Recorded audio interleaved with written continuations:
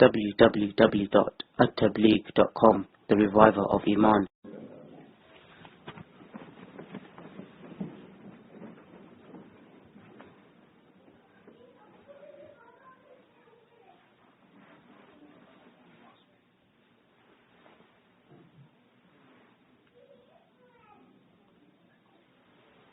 Alhamdulillah, alhamdulillah, alhamdulillah. وہ بھائی کہاں گئے؟ آج لنگڑے وہ اندر ہے. کیا کر رہے ہیں؟ وہ کچھ کام میں ہے اندر. بلاؤ. میں نے بولا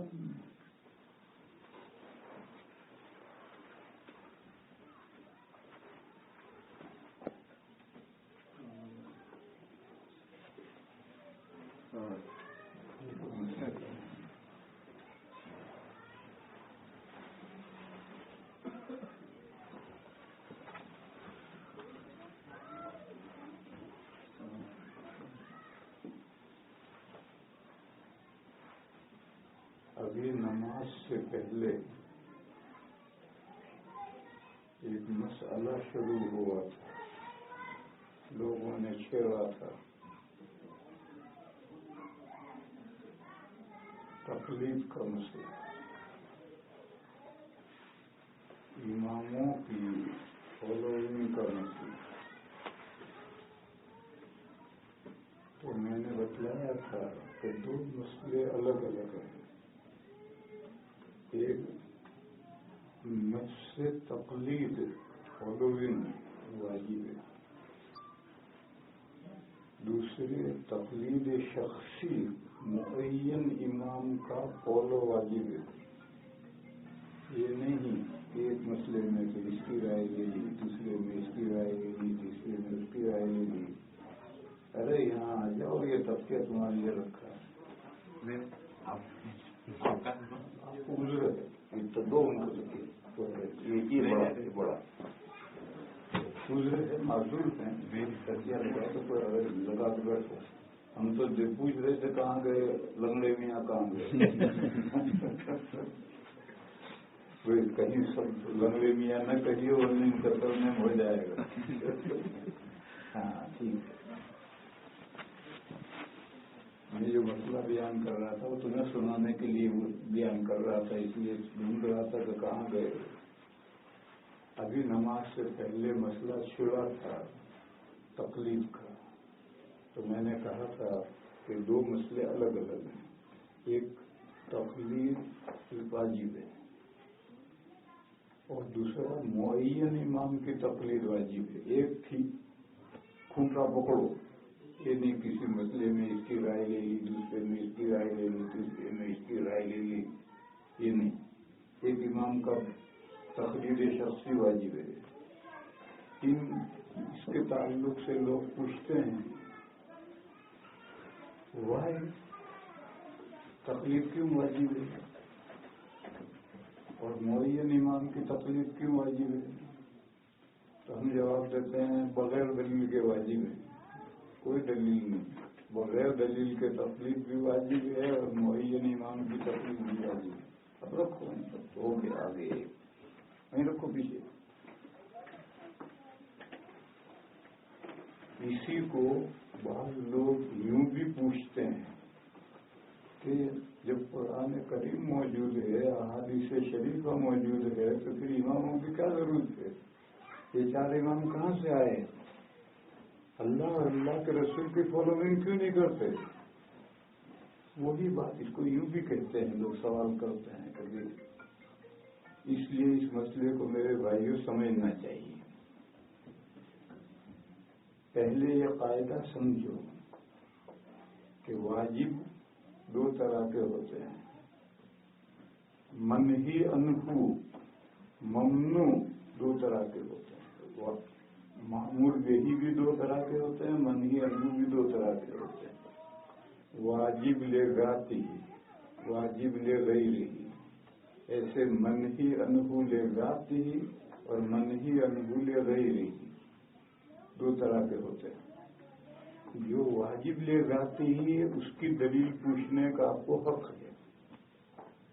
لیکن جو واجب لغیرہ ہے کسی غیر کی وجہ سے واجب، اس میں آپ کو اس غیر میں غور کرنا ہے کہ وجوب کی صلاحیت ہے یا نہیں۔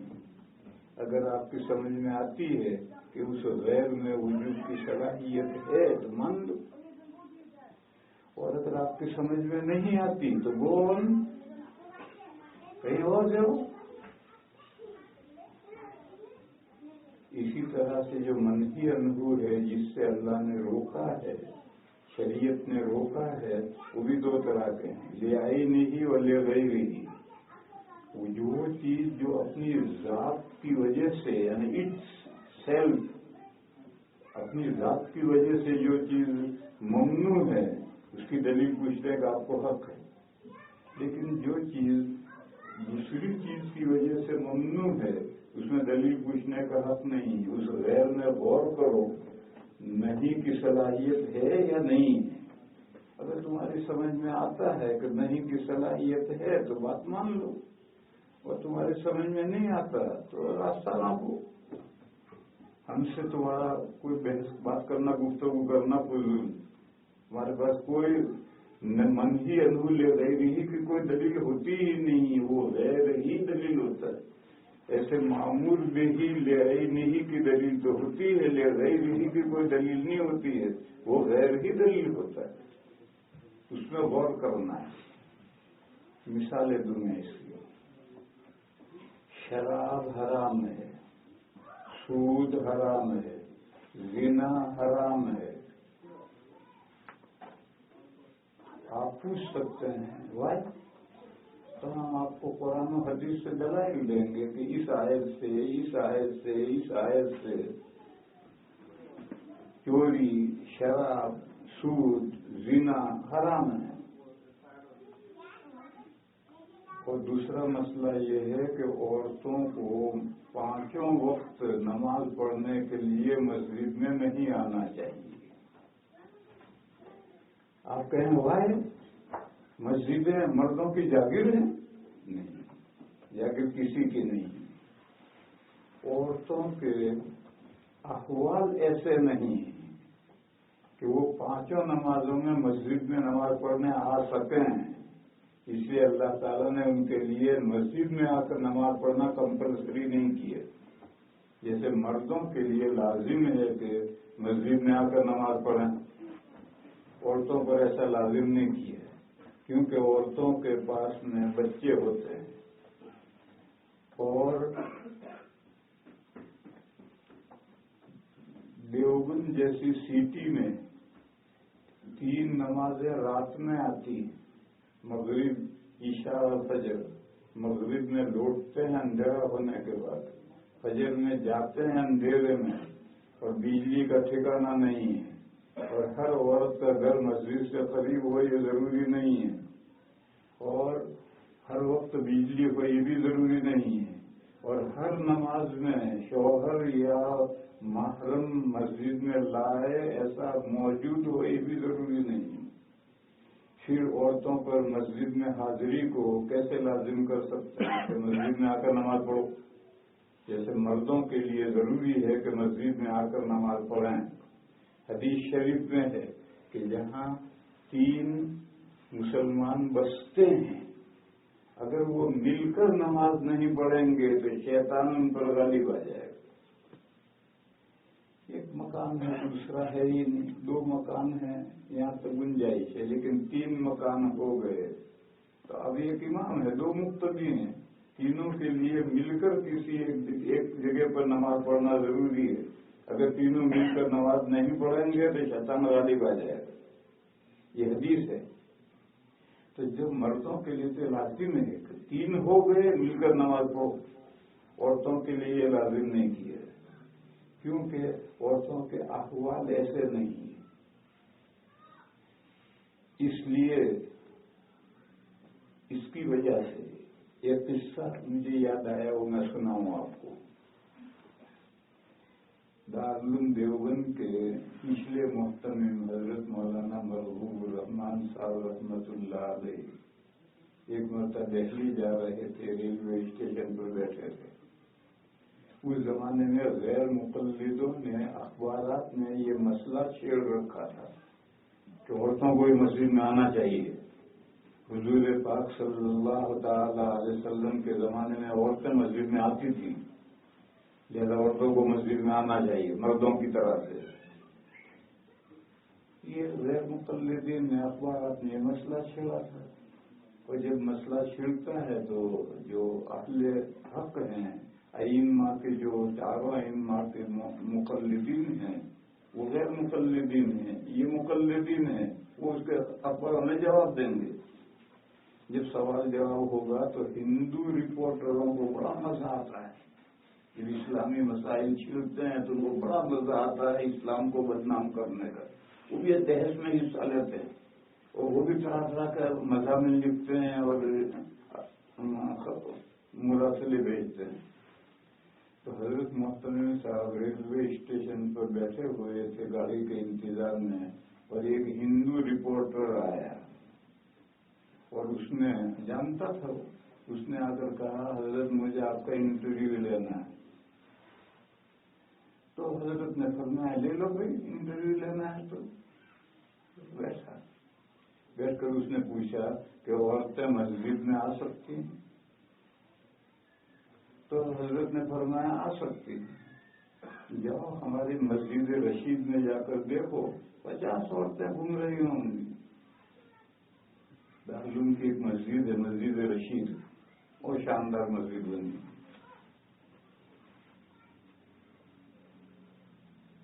پہلے جب کوئی شاندار چیز ہوتی ہے تاج محل جیسی، پھر لوگ دیکھنے کے لیے آتے ہیں.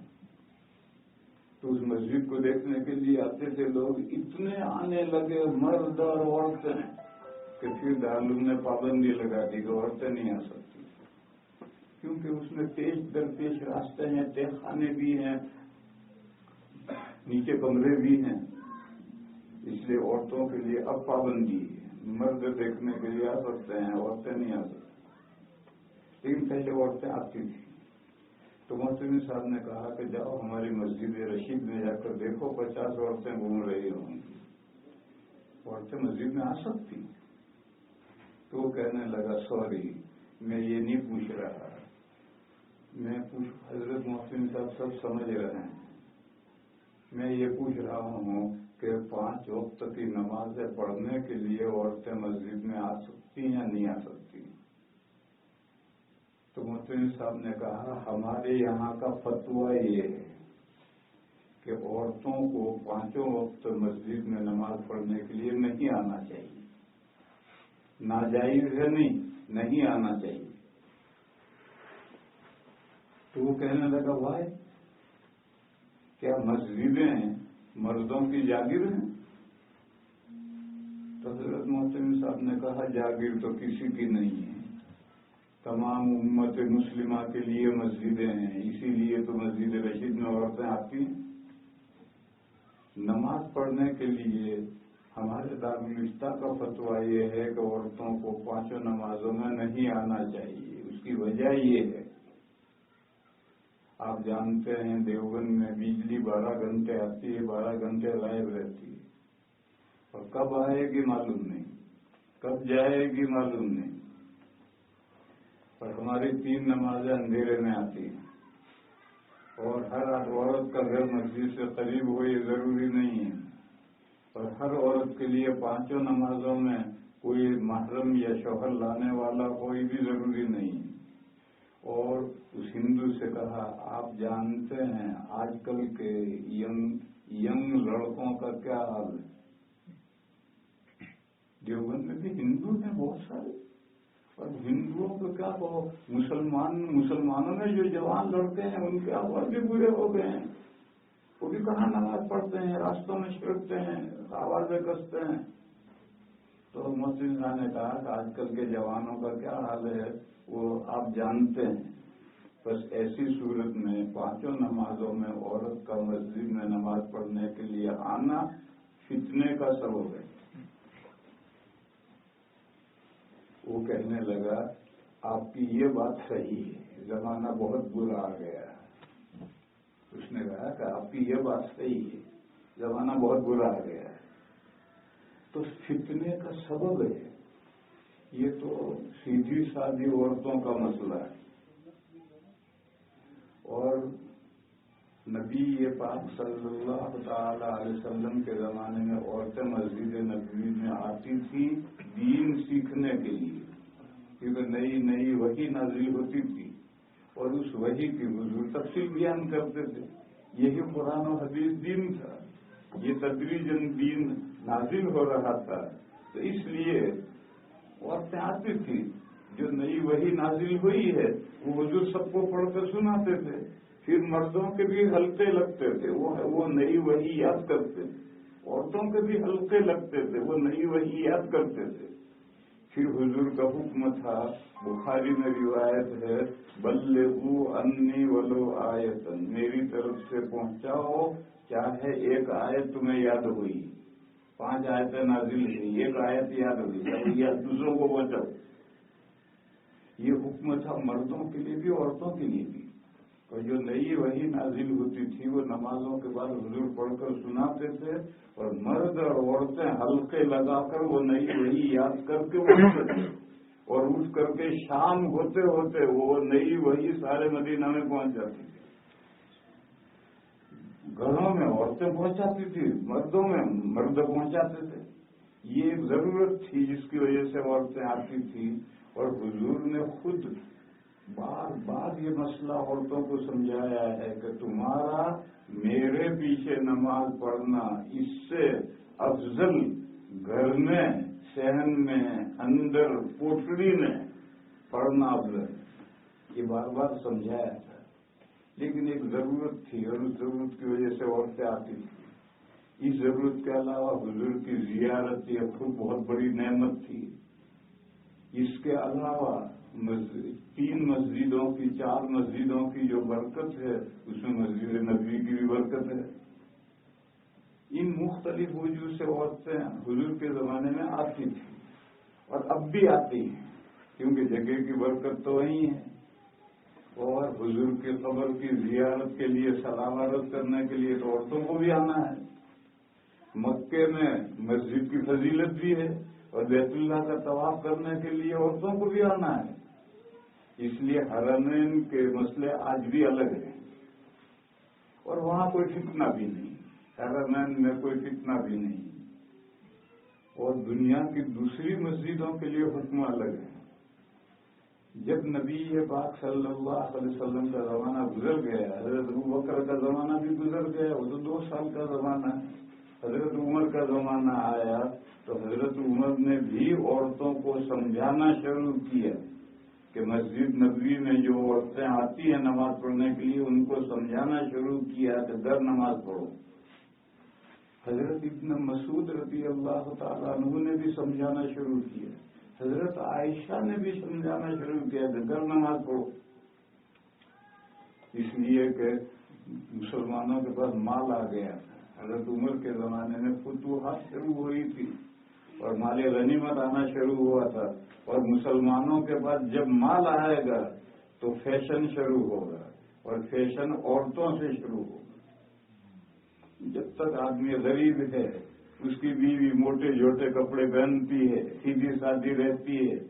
لیکن مرد کے جیب میں پیسہ آ گیا، اب سب سے پہلے فیشن عورتوں میں شروع ہوگا. مرد میں تو فیشن بعد میں آئے گا، کیونکہ مرد نے تو محنت سے کمایا ہے تو جلدی سے خرچ کرتے ہوئے ڈرتا ہے، لیکن اس کی بیوی کو کیا فکر ہے. تو اس لیے سب سے پہلے عورتوں میں فیشن آتا ہے.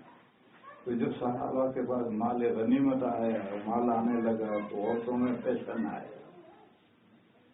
تو حضرت عائشہ نے جب سمجھانا شروع کیا، حضرت عمر نے سمجھانا شروع کیا، حضرت ابن مسعود نے سمجھانا شروع کیا، تو عورتوں نے کوئی معارضہ نہیں کیا. لیکن جب حضرت عائشہ نے سمجھانا شروع کیا تو عورتوں نے حضرت عائشہ سے سوال کیا کہ ہم تو حضور کے زمانے سے آ رہی ہیں، اب آپ کیوں منع کر رہی ہیں ہمیں. حضرت عمر سے، حضرت ابن مسعود سے عورتوں نے کچھ نہیں کہا. اور حضرت عائشہ ہم جن سے تو لوگوں نے کہنا شروع کیا کہ ہم تو حضور کے زمانے سے مسجد میں نماز پڑھنے آ رہی ہیں، آپ کیوں منع کر رہی ہیں. تو حضرت عائشہ نے فرمایا کہ تم نے جو چونچلے شروع کر دیے ہیں فیشن، تم نے جو چونچلے شروع کر دیے ہیں، اگر حضور کے زمانے میں یہ چونچلے تمہارے سامنے حضور کے آتے تو حضور خود منع کر دیتے کہ گردن واٹو. یعنی حالات بدلے. جن حالات میں آج جو حالات ہیں جس میں منع کر رہی ہوں، یہ حالات اور ہیں، اور حضور کے زمانے میں جو عورتیں آتی تھی وہ حالات اور تھے. آج جیسے حالات فیشن شروع ہو گیا ہے، اگر حضور کے زمانے میں یہ ہوتا تو حضور خود منع کرتے گھر بیٹھو. دیکھو آج کل ہماری خواتین برقع پہنتی ہیں، مگر وہ برقع کیا ہوتا ہے؟ وہ برقع دوسرے برقعے کا محتاج ہے. ایسا زرق برق ہوتا ہے کہ نظر نہ اٹھتی ہو تو بھی اٹھے، اور ایسا محسوس ہوگا برقعے سے کہ بڑی جوان رانا عورت ہے، حالانکہ اندر نانی اماں ہے.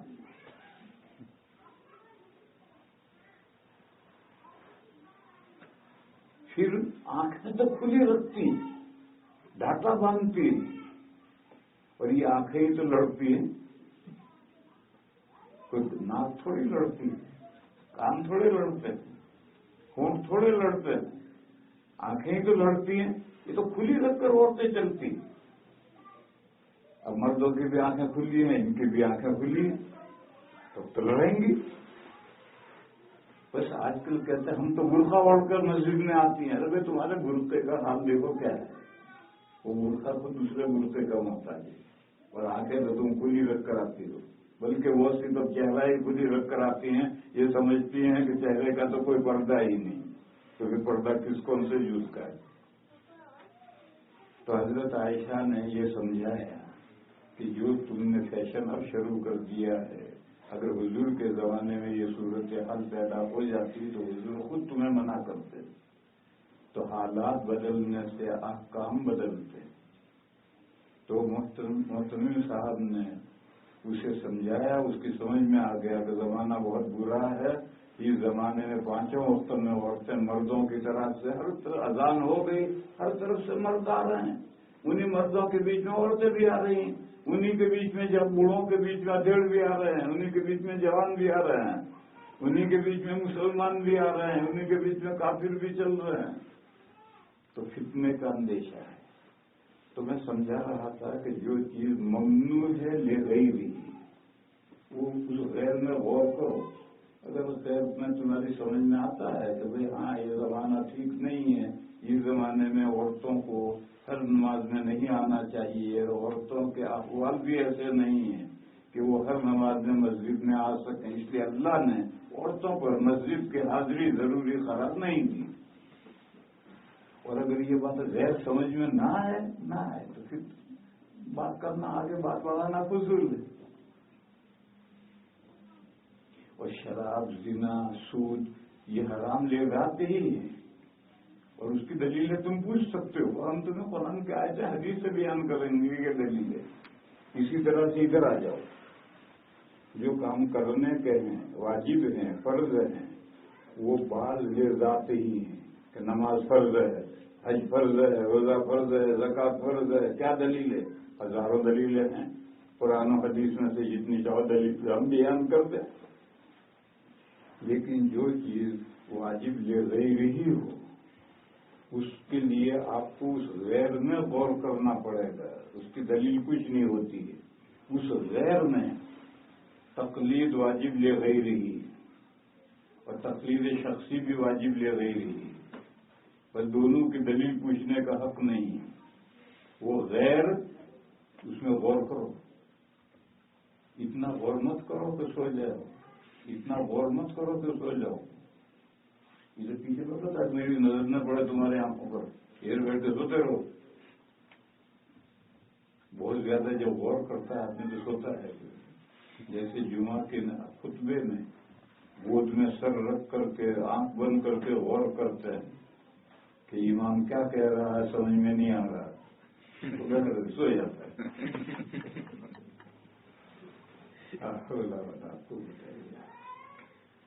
تقلید ضروری ہے. کیوں؟ یہ بتاؤ کہ سارے مسلمان ہر فرد دین کی ہر بات جانتا ہو، یہ ممکن ہے؟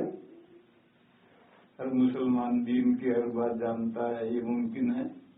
نہیں ہے۔ اور دین کی ہر بات پر عمل کرنا ضروری ہے۔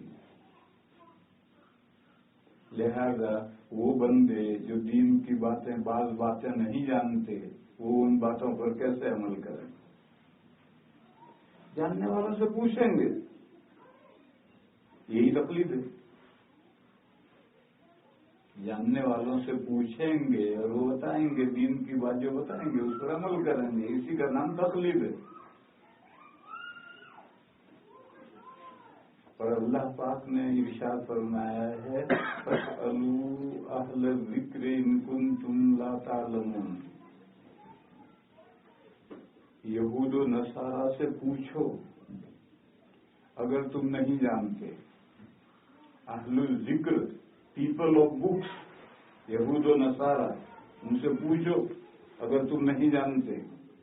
اگر تم یعنی مشرکین مکہ کے مشرکین سے کہا کہ اگر تم نہیں جانتے تو جوئش سے اور کرسچنوں سے پوچھو، جاؤ، وہ پیپل آف بکس ہیں، کیا نہیں جانتے اور کیا پوچھنا ہے؟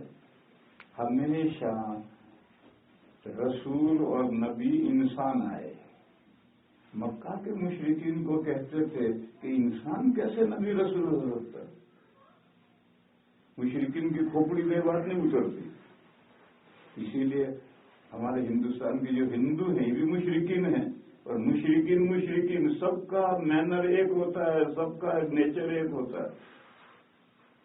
ہمارے ہندوستان کے جو ہندو ہیں وہ نبیوں کو رشی اور اوتار کہتے ہیں۔ رشی نبی ہیں اور اوتار رسول ہیں۔ ان کا عقیدہ یہ ہے کہ جب دنیا فساد سے، خرابیوں سے بھر جاتی ہے تو اللہ تعالی کسی عورت کے پیٹ سے بچہ بن کر جنم لیتے ہیں۔ اب یہ اللہ دنیا میں آئے بچہ بن کر، کسی عورت کے پیٹ سے جنم لیا، پھر بڑے ہو کر کے دنیا کو سنوارتے ہیں، پھر مر جاتے ہیں۔ یہ اوتار ہے۔ اوتار کے معنی ہے اللہ انسان کا روپ دھار کر، انسان بن کر کسی عورت کے پیٹ سے پیدا ہوئے۔ اور جو چھوٹے ہوتے ہیں وہ رشی کہلاتے ہیں۔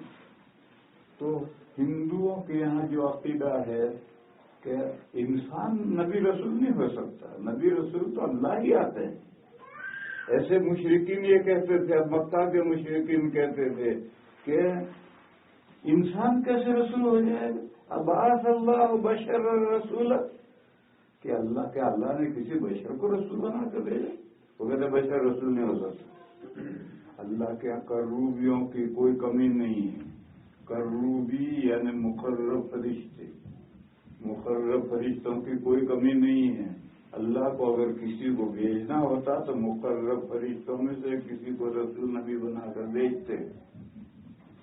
تو قرآن نے ان کو جواب دیا کہ بھائی آدم علیہ السلام سے لے کر یہ جو خاتم النبیین پیغمبر آئے ہیں، تمام نبی اور رسول انسان ہی ہوتے آئے ہیں۔ اللہ نے کبھی مقرب فرشتے کو رسول بنا کر نہیں بھیجا۔ اگر تم یہ بات نہیں جانتے تو جاؤ جوئش سے اور کرسچنوں سے پوچھو۔ مدینہ منورہ میں یہودی تھے، 4 قبیلے تھے، مدینہ میں چھائے ہوئے تھے، اور مکہ مکرمہ میں کرسچن تھے، یہودی نہیں تھے۔ مدینہ میں کرسچن نہیں تھے، یہودی تھے، اور مکے میں کرسچن تھے، یہودی نہیں تھے۔ جب پہلی وحی آئی تو حضرت خدیجہ رضی اللہ تعالی عنہا حضور پاک صلی اللہ تعالی علیہ وسلم کو اپنے چچازاد بھائی ورقہ بن نوفل کے پاس لے گئی ہیں۔ یہ عیسائی ہو گئے تھے، اصل تو تھے عرب، لیکن عیسائی ہو گئے تھے اور اتنے عیسائیت کے ماہر تھے کہ انجیل میں سے عربی میں پمفلٹ تیار کرتے تھے اور وہ لوگوں میں تقسیم کرتے تھے تاکہ لوگ عیسائیت قبول کریں. پھر ایک مرتبہ مکہ والوں نے حضور کا امتحان لینا شروع چاہا تو امتحان کے لیے کیا کوشچن پوچھیں تو پورا وفد مدینہ گیا تھا اور مدینہ کے یہودیوں سے مشورہ کر کے 3 سوال لایا تھا. اصحاب کہف کون ہے, ذوالقرنین کا کیا قصہ ہے, اور روح کی حقیقت کیا ہے. یہ سوال مدینہ جا کر یہودیوں سے بنوا کر لائے تھے. معلوم ہوا مکے میں یہودی نہیں تھے, عیسائی تھے, اور مدینہ میں کوئی عیسائی نہیں تھا, سب یہودی تھے. اور بنی اسرائیل میں موسیٰ علیہ السلام کے بعد عیسیٰ علیہ السلام تک کنٹینیوس نبوت کا سلسلہ جاری رہا ہے, اور کہتے ہیں کہ 1,00,000 انبیاء صرف بنی اسرائیل میں آئے ہیں. انبیاء, موسیٰ علیہ السلام رسول ہیں, عیسیٰ علیہ السلام رسول ہیں, یہ اونچی رینج کے آدمی ہیں, اور نبی چھوٹی رینج کا آدمی ہوتا ہے, تو دونوں کے درمیان میں 1,00,000 نبی آئے ہیں. اور یہ کہتے ہیں, کوئی میں گن کر نہیں بتا رہا. اور عیسیٰ علیہ السلام اور حضور کے درمیان میں 650 سال کا فصل ہے. پورے 600 سال بھی نہیں, 650 سال کا فصل ہے عیسیٰ علیہ السلام اور حضور کے درمیان میں. بس اہل کتاب میں یہود و نصارہ میں تورات و انجیل پڑھی جاتی تھی, اور ابھی ماضی قریب تک کی یہ امتیں ہیں. ان سے جا کر پوچھو کہ ہمیشہ نبی رسول کون آیا, تو وہ تمہیں بتائیں گے کہ ہمیشہ نبی رسول انسان آئے ہیں. اللہ نے فرشتے کبھی نبی رسول بنا کر نہیں بھیجے ہیں. پھر تمہارا مطالبہ کیسا صحیح ہے؟ تم جو کہتے تو کروں بھی آنے چاہیے, مطالبہ کیسے؟ جب کبھی بھی فرشتے رسول بن کر نہیں آئے, انسان ہی آئے, تو آج کون سی انوکھی بات ہے جو تم اعتراض کرتے؟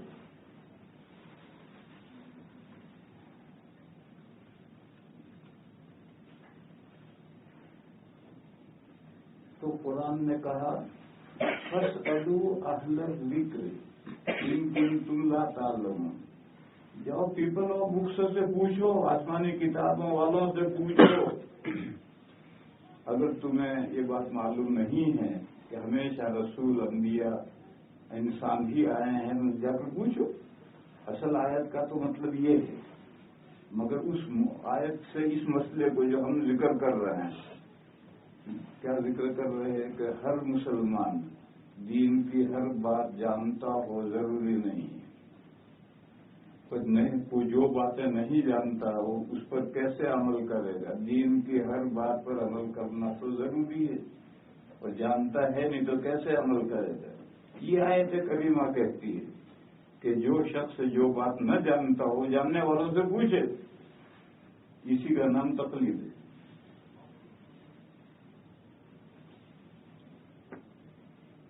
پھر دوسرا مسئلہ ہے کہ ٹھیک ہے نہ جاننے والے جاننے والوں سے پوچھیں, تو کسی بھی جاننے والے سے, دین جاننے والے سے پوچھو. حنفی ہے تو حنفی مفتی ہی سے پوچھے, شافعی ہے تو شافعی مفتی ہی سے پوچھے, مالکی ہے تو مالکی مفتی ہی سے پوچھے. ایسا کیوں ضروری ہے؟ دین کے جاننے والے سب دین کے جاننے والے ہیں, ان کو پوچھو. اور دیکھو یہ جو 4 ائمہ ہیں, 4 ائمہ سے پہلے کہاں ائمہ تھے؟ یہ 4 ائمہ تو 2ری صدی اور 3ری صدی کے ہیں. امام ابو حنیفہ علیہ الرحمہ کی ولادت تو ہوئی ہے 80 ہجری میں, یعنی پہلی سینچری پوری ہوئی, اس سے 20 سال پہلے امام اعظم پیدا ہوئے ہیں, اور وفات ہوئی ہے 150 ہجری میں. امام مالک علیہ الرحمہ, امام ابو حنیفہ علیہ الرحمہ سے 20 سال بعد میں پیدا ہوئے ہیں, اور 20 سال بعد میں وفات ہوئی. اور امام شافعی علیہ الرحمہ کی تو پیدائش ہی اسی سال ہوئی ہے جس سال امام اعظم کی وفات ہوئی ہے، اور 2 سینچری پوری ہو کر 3ری سینچری میں وفات ہوئی ہے۔ اور امام احمد تو امام شافعی رحمۃ اللہ علیہ کے شاگرد ہیں، ان کی وفات تو 241 ہجری میں ہوئی ہے، وہ 2.5 سینچری گزر گئی۔ تو 100 سال سے پہلے جو بھی عالم مل جاتا تھا اس سے مسئلہ پوچھتے تھے اور عمل کرتے تھے۔ کہاں ائمہ تھے اور کہاں معین امام کی تقلید تھی؟ آج کیوں ضروری ہے ایک امام کو پکڑنا؟ اس کا جواب یہ ہے، یہ بھی واجب لے غیر ہی، یہ ذات ہی، اس کی کوئی دلیل نہیں۔ بغیر دلیل کے ایک ٹھیا پکڑو، ایک کھوپڑا پکڑو، یہ واجب ہے۔ کیوں؟ دیکھو، یہ جو دین پر ہم عمل کرتے ہیں تو کیا مقصد ہے دین پر عمل کرنے کا؟ دیندار بننا، دینداری مقصد ہے دین پر عمل کرنے کا۔ دینداری یعنی دین والا۔ اگر مسلمانوں کو یہ اجازت دے دی جائے گی کہ جس سے چاہو، جہاں سے چاہو، جون سے امام سے چاہو قول لے لو، تو دینداری مسلمانوں میں باقی نہیں رہے گی، تشیع کی منمانی شروع ہو جائے گی۔ تو تقلید کا مقصد تو تدین ہے، تدین مانے دینداری، تشیعی مقصد نہیں۔ اور تدین کب تک باقی رہے گا؟ ایک امام کو پکڑو گے تو تدین باقی رہے گا، اور اگر ایک امام کو آپ نے نہیں پکڑا تو پھر تشیع منمانی ہو جائے گی۔ اس کی تفصیل سنو۔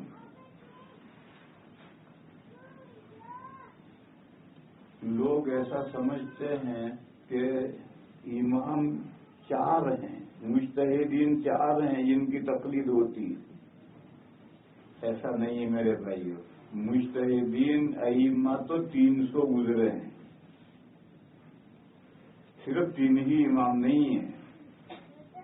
جیسے انبیاء کہتے ہیں، ایک ضعیف روایت ہے کہ 1,24,000 انبیاء آئے ہیں، مگر قرآن کریم میں 25 نبیوں اور رسولوں کا ذکر ہے۔ قرآن میں صرف 25 کا ذکر ہے، مگر اس سے کوئی یہ سمجھے کہ نبی رسول 25 ہی ہیں، یہ غلط ہے۔ نبی رسول تو 1,24,000 ہوئے ہیں۔ اسی طرح سے ائمہ مجتہدین تقریباً 300 ہوئے ہیں۔ کوئی یہ سمجھے کہ 4 ہی مجتہدین ہیں، یہ سمجھنا غلط ہے۔ مجتہدین تو تقریباً 300 ہوئے ہیں، اور ان مجتہدین کے سب کے فالوورز تو نہیں رہے، فالوورز تو اب 4 ائمہ کے ہیں، دوسرے ائمہ کے فالوورز نہیں رہے، مگر ان کی رائیں مسائل میں، ان کے اقوال کتابوں میں موجود ہیں۔ ترمذی شریف جو حدیث کی کتاب ہے، اس میں 25 مجتہدین کے اقوال آئے ہیں کہ فلاں مسئلے میں امام سعودی یہ کہتے ہیں، امام اوزاعی یہ کہتے ہیں، امام فلاں یہ کہتے ہیں، 25 اقوال ہیں۔ ایسے ان تمام مجتہدین کے اقوال کتابوں میں ہیں۔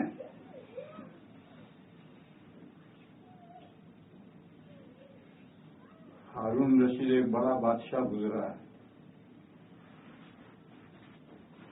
اس کے زمانے میں ایک آدمی ایک کتاب لکھ کر لایا، بادشاہ نے پوچھا کیا کتاب ہے؟ اس زمانے میں کتابیں لکھ کر بادشاہوں کو پیش کرتے تھے اور انعام پاتے تھے۔ جیسے شاعر قصیدے کہہ کر بادشاہوں کو سناتے تھے اور انعام پاتے تھے، اس سے گزارا کرتے تھے، کھاتے پیتے تھے۔ علماء بھی یہی کرتے تھے۔ اب زمانہ بدل گیا ہے۔ وہ کتاب لکھ کر لایا، بادشاہ نے پوچھا کیا ہے اس کتاب میں؟ اس نے کہا کہ اس کتاب میں نے اسلام میں جتنی جائز چیزیں، جتنی حرام چیزیں ہیں، ناجائز چیزیں ہیں، سب کا جواز ثابت کیا ہے مجتہدین کے اقوال۔ ہر حرام چیز کے بارے میں کسی نہ کسی مجتہد کا قول ملے گا کہ یہ حلال ہے۔ تو کسی مسئلے میں یہاں سے قول لیا، دوسرے میں وہاں سے لیا، تیسرے میں وہاں سے لیا۔ اور ساری جتنی چیزیں ناجائز ہیں میں نے سب کو جائز ثابت کر دیا ہے مجتہدین کے اقوال سے. بادشاہ نے کہا اچھا یہ کارنامہ انجام. ہاں میں نے یہ کارنامہ انجام دیا. بادشاہ نے ایک آدمی سے کہا اس کی کتاب لے اور اس کے سر پہ بجا اتنی بجا کہ ریزا ریزا ہو جائے. تو مارا مارا مارا وہ ریزا ریزا ہوتا بھی کر دی. تو یہ کام ہر آدمی کر سکتا ہے. یہ جو اس گدھے نے کیا تھا کہ اسلام میں جتنی ناجائز چیزیں ہیں ان کو مجتہدین کے اقوال جمع کر کے جائز کر دیا. یہ کام تو ہر کوئی کر سکتا ہے, آج بھی کر سکتا ہے. آج اس بندے سے زیادہ ماہر ہیں اس میں ایسا کرنے میں, آج اس سے بھی زیادہ ماہر لوگ ہیں. تو جب اگر ایسا کرنے لگو گے تو میرے بھائیوں دینداری کہاں رہی, تو تشاہ من مانی ہوگی. اور ایک پکڑو گے تو ایک جگہ سختی ہے تو ایک جگہ نرمی ہے. مثال دو, باوضو عورت کو ہاتھ لگائے یا باوضو عورت مرد کو ہاتھ لگائے تو وضو ٹوٹ جاتا ہے. 3 اماموں کے یہی مسئلہ ہے, شافعی مالکی حنبلی تینوں کے یہی مسئلہ ہے کہ مرد عورت کو ہاتھ لگائے یا عورت مرد کو ہاتھ لگائے تو وضو ٹوٹ جاتا ہے. اب ایک حنفی ہے, حنفیوں کے نہیں ٹوٹتا. حنفی سوچے گا کہ بھئی یہ تو بڑا ٹیڑھا مسئلہ ہے, بڑا سخت مسئلہ ہے, رات دن ساتھ میں رہتے ہیں اور ہاتھ لگ گیا وضو ٹوٹ گیا تو بڑا مشکل مسئلہ ہے. تو دوسرا مسئلہ ہے کہ سبیلین آگے کا راستہ اور پیچھے کا راستہ, ان 2 راستوں کے علاوہ پورے جسم سے کہیں سے بھی ناپاکی نکلے تو وضو نہیں ٹوٹتا. ناک میں سے نکسیل پھوٹ گئی, دانت میں سے خون نکل آیا, پھنسی میں سے پیپ یا خون نکل آیا, آگے پیچھے کی راہ سے جو نکلے وہ تو وضو ٹوٹے گا. باقی بدن سے کچھ بھی نکلے وضو نہیں ٹوٹتا. اب یہ ان 3 ائمہ کا مسئلہ ہے. حنفیوں کا ٹوٹ جاتا ہے, ادھر سے پھنسی پھوٹ گئی وضو ٹوٹ گیا, ادھر سے خون نکال دیا شوگر ٹیسٹ کرنے کے لیے وضو ٹوٹ گیا. تو سختی ہے ہمارے یہاں, ان 3 اماموں کے بہت نرمی ہے. تو ایک معاملے میں سختی تھی ایک میں نرمی تھی. ہمارے یہاں ایک میں سختی ہے ایک میں نرمی ہے. تو تل کا بتل کا ہو گیا. تو معین امام کو پکڑو گے تو اس کے یہاں بعض مسائل سخت ہوں گے تو بعض مسائل نرم ہوں گے. اور اگر تقلید معین امام کی تقلید نہیں ہے تو ہر جگہ سے نرم نرم نرم نرم باتیں ڈھونڈے گا.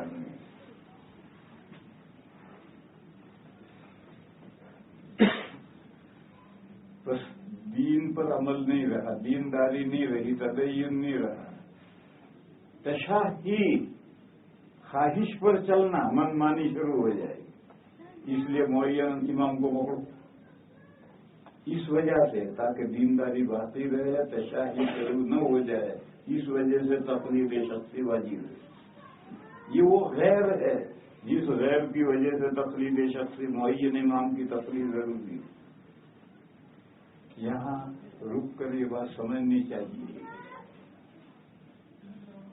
نبی پاک صلی اللہ تعالی علیہ وسلم جب تک حیات تھے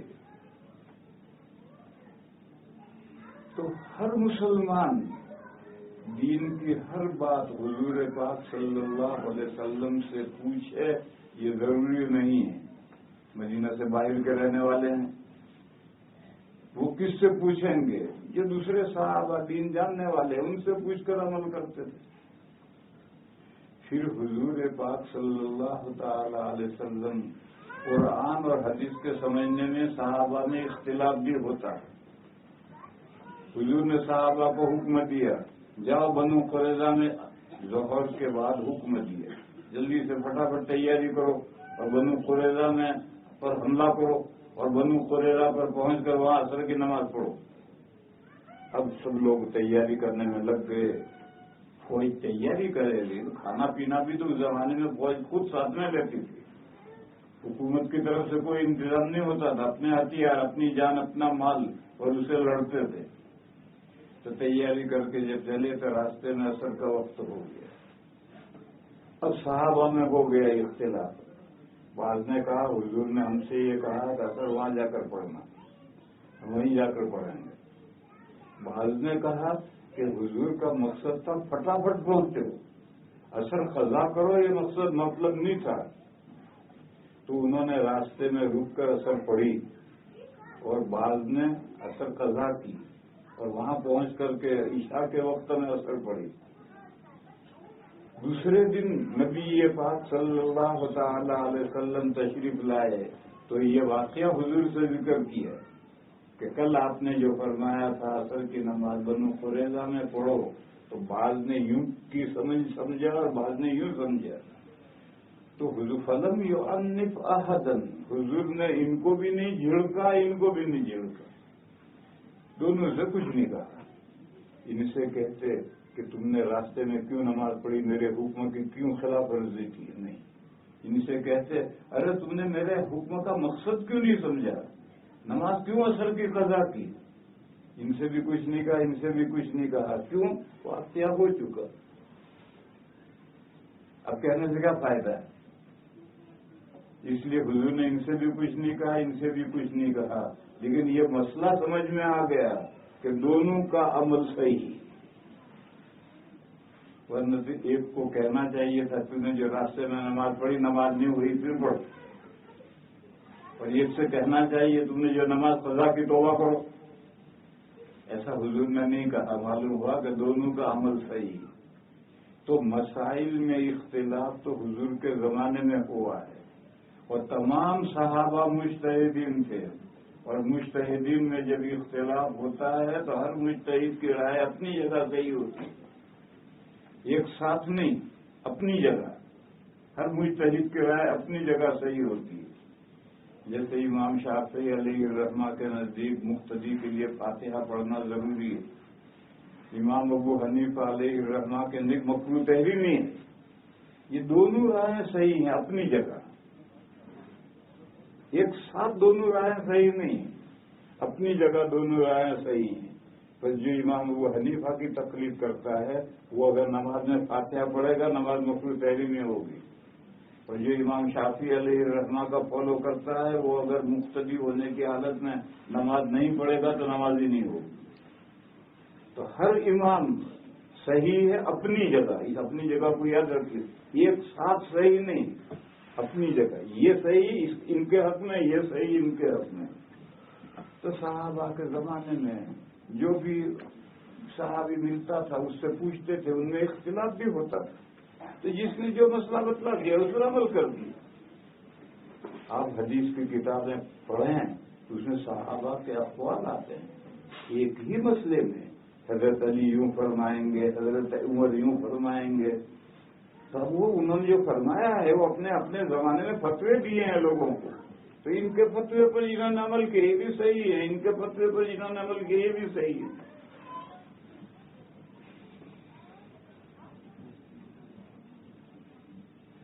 لیکن عقائد میں اختلاف نہیں ہوا. صحابہ کا دور 100 سال کا ہے, لمبا. آخری صحابی کا انتقال ہوا ہے 110 ہجری میں, لیکن صحابہ کرام میں عقائد میں اختلاف نہیں ہوا. عقائد میں جو غیر صحابہ ہیں ان میں وہ گمراہ ہوئے. جیسے منکرین حدیث پیدا ہو گئے صحابہ کے زمانے میں, معتزلہ پیدا ہو گئے صحابہ کے زمانے میں, قدریہ پیدا ہو گئے, تقدیر کے منکر پیدا ہوئے صحابہ کے زمانے میں. مسلم شریف میں روایت ہے, ایک شخص نے حضرت ابن مسعود رضی اللہ تعالی استغفر اللہ, حضرت ابن عباس رضی اللہ استغفر اللہ. رمضان میں عصر کے بعد دماغ کا ٹھکانا نہیں رہتا ہے, ایک اسکرو ڈھیلا ہو جاتا ہے, یہ بولنا کچھ چاہتا ہے بول کچھ دیتا ہے. ایک شخص نے حضرت ابن عمر, حضرت عمر کے لڑکے عبداللہ ابن عمر بہت بڑے آدمی ہیں مجتہد, ان سے کہا کہ ہمارے علاقے میں یعنی بصرے میں کچھ لوگ ہیں جو کہتے ہیں الامر انفن, معاملہ اچھوتا ہے. یعنی دنیا میں جو کچھ ہو رہا ہے وہ جب ہوتا ہے تب لوگوں کو بھی پتہ چلتا ہے اور اللہ کو بھی پتہ چلتا ہے. اللہ نے پہلے سے نہ کچھ طے کیا ہے نہ اللہ کے علم میں کچھ ہے. زید چلتا چلتا پھسل پڑا, وہ پھسل کے گرا تو چاروں طرف جو لوگ کھڑے تھے انہوں نے بھی دیکھا کہ زید گرا, اور اللہ کو بھی اب پتہ چلا کہ زید گرا. یہ عقیدہ رکھتے ہیں. ہمارے یہاں بصرے میں کچھ لوگ ہیں, وہ کہتے ہیں الامر انفن, معاملہ چھوٹا ہے. کیاری ہوتی ہے, اس میں کسی بیل نے بھینس نے منہ نہیں مارا, اس کو اچھوتی کہتے ہیں, کیاری اچھوتی ہے. تو وہ کہتا ہے دنیا میں جو کچھ ہو رہا ہے وہ ہو رہا ہے, اور جب ہوتا ہے تب اللہ کو پتہ چلتا ہے اور تب دوسروں کو بھی پتہ چلتا ہے. پہلے سے کوئی تقدیر نہیں ہے, پہلے سے کوئی پلاننگ نہیں ہے, پہلے سے اللہ نے کچھ طے نہیں کیا ہے, پہلے سے اللہ کو کچھ پتہ نہیں. ایسا عقیدہ رکھتے ہیں.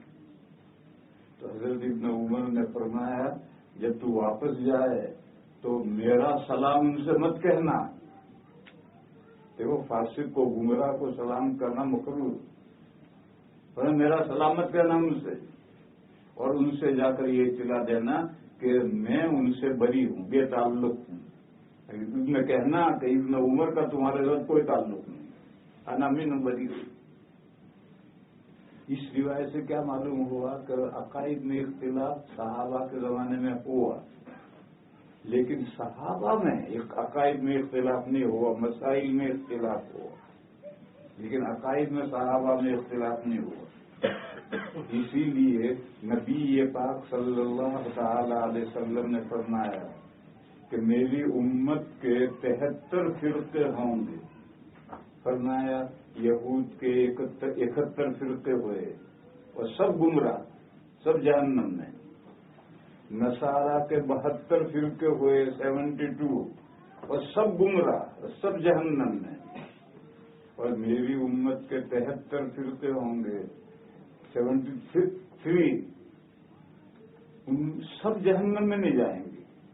ایک جنت کے جائے گی, ایک کو ایکسپٹ کر کے سب جہنم میں, ایک جہنم میں نہیں جائے گا.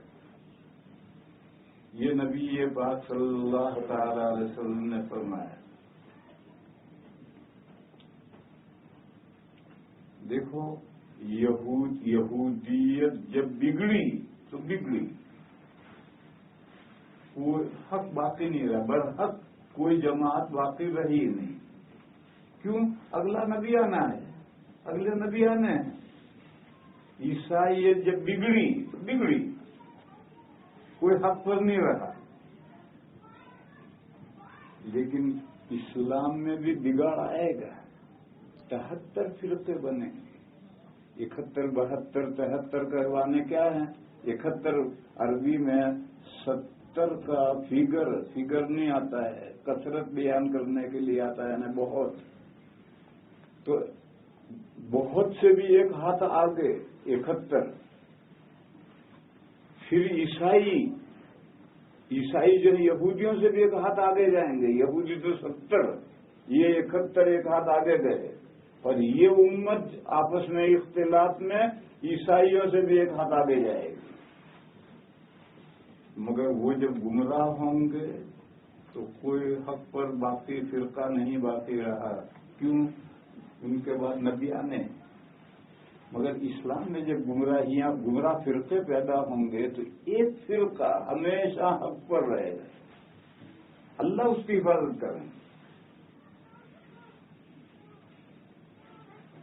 جنت میں یہی ایک فرقہ جائے گا جو حق پر رہے گا, اور باقی 72 فرقے جو گمراہ ہو جائیں گے وہ جہنم میں جائیں گے. یہ میں حدیث بیان کر رہا, ادھر ادھر کی بات نہیں بیان کر رہا. حضور نے فرمایا افترقت اليهود على 70 فرقة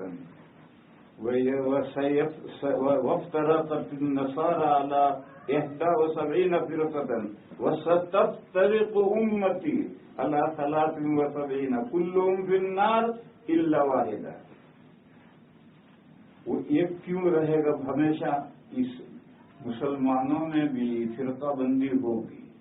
لیکن ہمیشہ ایک فرقہ حق پر باقی رہے گا، اللہ اس کی حفاظت کریں گے۔ سارے مسلمان گمراہ ہو جائیں یہ نہیں ہوگا۔ مستدرک حاکم میں روایت ہے، لا تجتمع امتی علی ضلالۃ، میری امت ضلالت پر متفق ہو جائے، ایسا نہیں ہوگا، ایک فرقہ تو حق پر رہے گا۔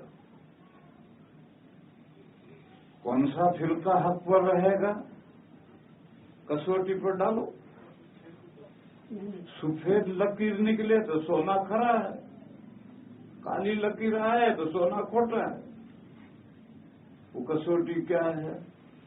کسوٹی ایک پتھر ہے، سونا کھرا ہے یا کھوٹا ہے، اس کے لیے اس پتھر کے اوپر سونے کو لکیر کھینچتے ہیں۔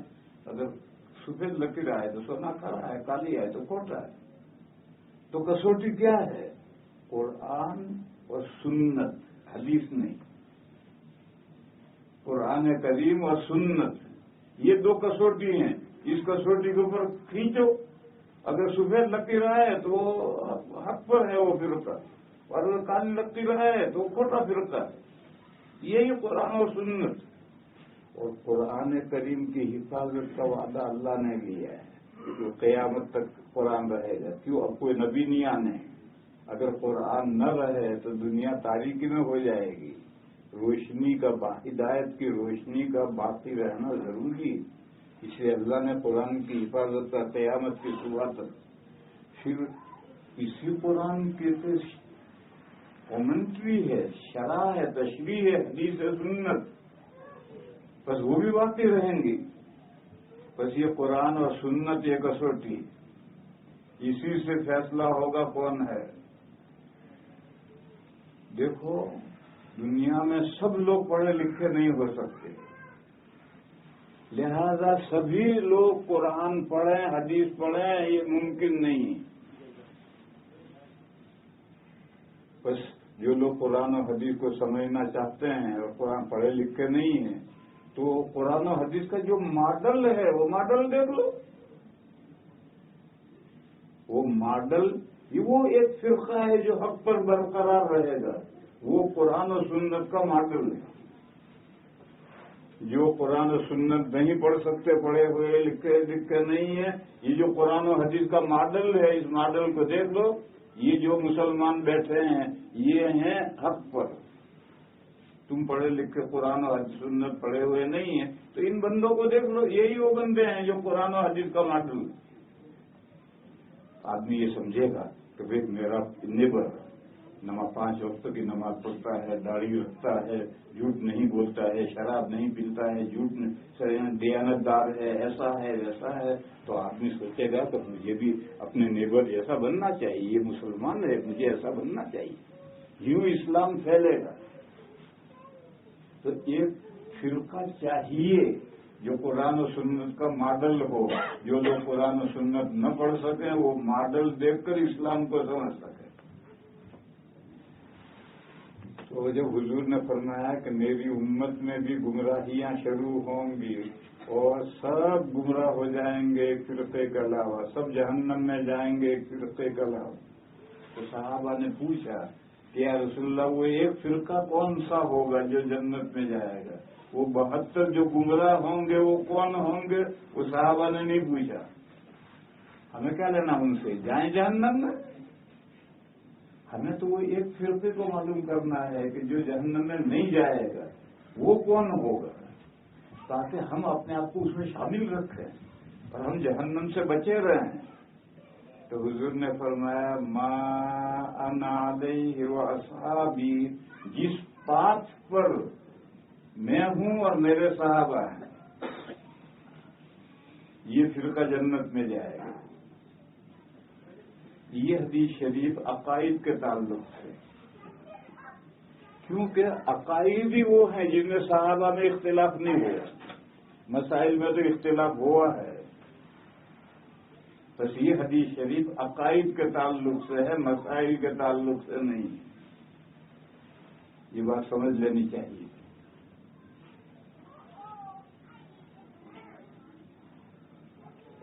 مسائل کے تعلق سے اہل السنہ والجماعت اہل سنہ والجماعت جتنے مجتہدین ہیں سب حق پر ہیں، مگر میں نے ابھی کہا تھا کہ اپنی اپنی جگہ حق پر ہیں، ایک ساتھ حق پر نہیں، اپنی اپنی جگہ حق پر ہیں۔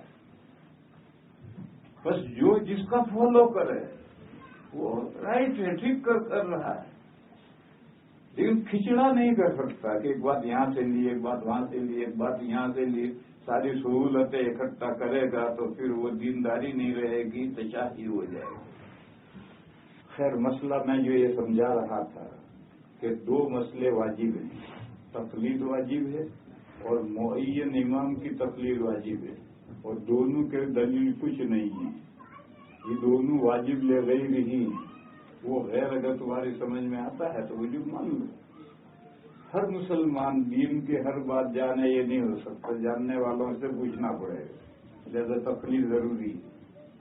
اور ایک امام کو یا ایک اسکول آف تھاٹ کو اگر نہیں پکڑو گے اور کہیں سے بھی قول لو گے تو پھر لوگ آسان اقوال ڈھونڈ کر لائیں گے، اور شریعت میں کوئی ناجائز چیز ناجائز رہے گی نہیں، ہر چیز جائز ہو جائے گی۔ جبکہ دین جو اللہ نے آیا ہے اس کا مقصد ہے تدین، بندے دین پر عمل کر کے دیندار بنے۔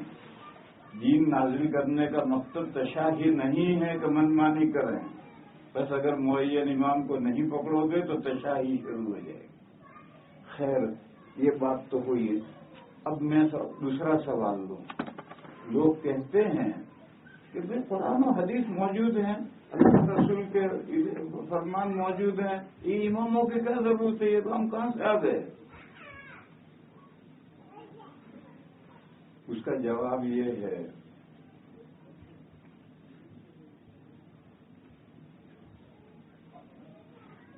تقلید صرف 3 قسم کے مسائل میں ضروری ہے، اور وہ 3 قسم کے مسائل فقہ اسلامی کا 20% ہے، باقی جو 80% فقہ اسلامی رہا اس میں کسی کی تقلید نہیں ہے۔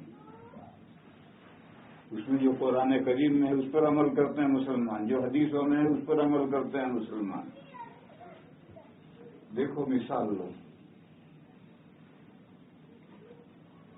سورہ مائدہ کے پہلے دوسرے رکوع میں آیت وضو ہے، جب تم نماز پڑھو تو اس طرح سے 3 اعضاء کو دھو، ایک اس پر مسح کرو۔ یہ جو وضو کی آیت ہے دنیا کے سب مسلمان اسی طرح وضو کرتے ہیں، کہ حنفی وضو کچھ اور ہو، شافی وضو کچھ اور ہو، مالکی وضو کچھ اور ہو، ایسا نہیں ہے۔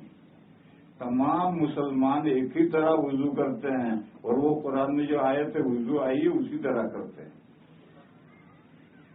قرآن کریم میں تو سب جگہ آیا نماز کا اہتمام کرو، نماز کا اہتمام کرو، مگر نماز کیا ہے قرآن میں نہیں ہے۔ نبی پاک صلی اللہ تعالی علیہ وسلم نے قرآن میں جو نماز کے 6 ارکان آئے ہیں ان سب کو جمع کر کے منبر پر چڑھ کر صحابہ کو نماز پڑھ کر دکھائی، سب جماعت ہو رہی ہے، صحابہ بیٹھ کر نہیں دیکھ رہے، جماعت سے نماز پڑھ رہے ہیں سب، حضور منبر پر رکوع کر کے سجدہ نیچے کرتے تھے، پھر اگلی رکعت میں اوپر۔ پھر فرمایا، بخاری میں روایت ہے، صلو کما رأیتمونی اصلی، جس طرح تم نے مجھے نماز پڑھتے دیکھا اس طرح سے نماز پڑھو۔ ساری دنیا کے مسلمان وہی نماز پڑھتے ہیں۔ ایسا نہیں ہے کہ حنفیوں کی نماز کچھ اور ہو، شافعی کی نماز کچھ اور ہو، مالکی کی نماز کچھ اور ہو، کچھ اور کا مطلب۔ خوجا جانتے ہو، خوجوں کی نماز کچھ اور ہے، خوجوں کی عبادت، ان کے جو عبادت خانہ ہے اس میں تم چلے جاؤ تو کچھ عجیب طرح سے نماز پڑھتے ہیں۔ شیعوں کے یہاں چلے جاؤ تو ان کا بھی نماز کچھ اور ہے۔ لیکن مسلمان چاہے وہ 4 ائمہ کا فالو کرتے ہوں یا گمراہ پھرتے ہوں، سب کی نماز ایک ہے۔ کیوں؟ حضور نے بتایا تو صلو کما رأیتمونی اصلی، جس طرح مجھے نماز پڑھتے تم لوگوں نے دیکھا اس طرح نماز پڑھو۔ لیکن 3 قسم کے مسائل ہیں جن میں تقلید ضروری ہے، اور وہ تقلید بھی لے ذاتی ہی نہیں ہے، لے غیر ہی ہے۔ ان 3 قسم کے مسائل میں تقلید کے علاوہ سوا کوئی چارہ ہی نہیں ہے، یک مار کے تقلید کرنی۔ وہ 3 قسم کے فقہ اسلامی کا 20% ہے، اور 80% قرآن و حدیث ہے، اس میں کسی کی کوئی تقلید نہیں۔ وہ 3 قسم کے مسائل کیا ہیں؟ پہلا تو وہ مسئلہ ہے کہ اگر نصوص میں تعارض ہو جائے تو ان نصوص کو کیسے سارٹ آؤٹ کیا جائے۔ دیکھو قرآن میں تو جو آیتیں منسوخ ہوئی وہ اٹھا لی گئی، لہذا قرآن میں تو کوئی منسوخ آیت نہیں، لیکن حدیثوں میں جو منسوخ احکام ہیں وہ بھی حدیثوں میں ہیں، پہلے کے جو احکام ہیں وہ بھی حدیثوں میں، بعد کے جو احکام آئے وہ بھی حدیثوں میں۔ پھر کبھی تو حدیث میں قرینہ ہوتا ہے کہ یہ پہلے کا حکم ہے، یہ بعد کا حکم ہے، جیسے حضور نے فرمایا کنت نہیتکم عن زیارت القبور، میں نے تمہیں قبرستان جانے سے منع کیا تھا، اب جاؤ، اس لیے کہ قبرستان جانا یہ دنیا سے دل اکھڑتا ہے اور آخرت کی طرف دل متوجہ ہوتا ہے، لہذا قبرستان جاؤ۔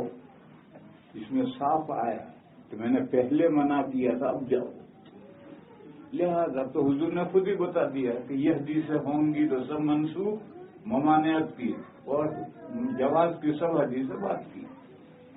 یہاں رک کر کے ایک مسئلہ یاد رکھو، بزرگوں کی قبر پر جانا یہ اس حکمت پوری نہیں ہوتی اس سے۔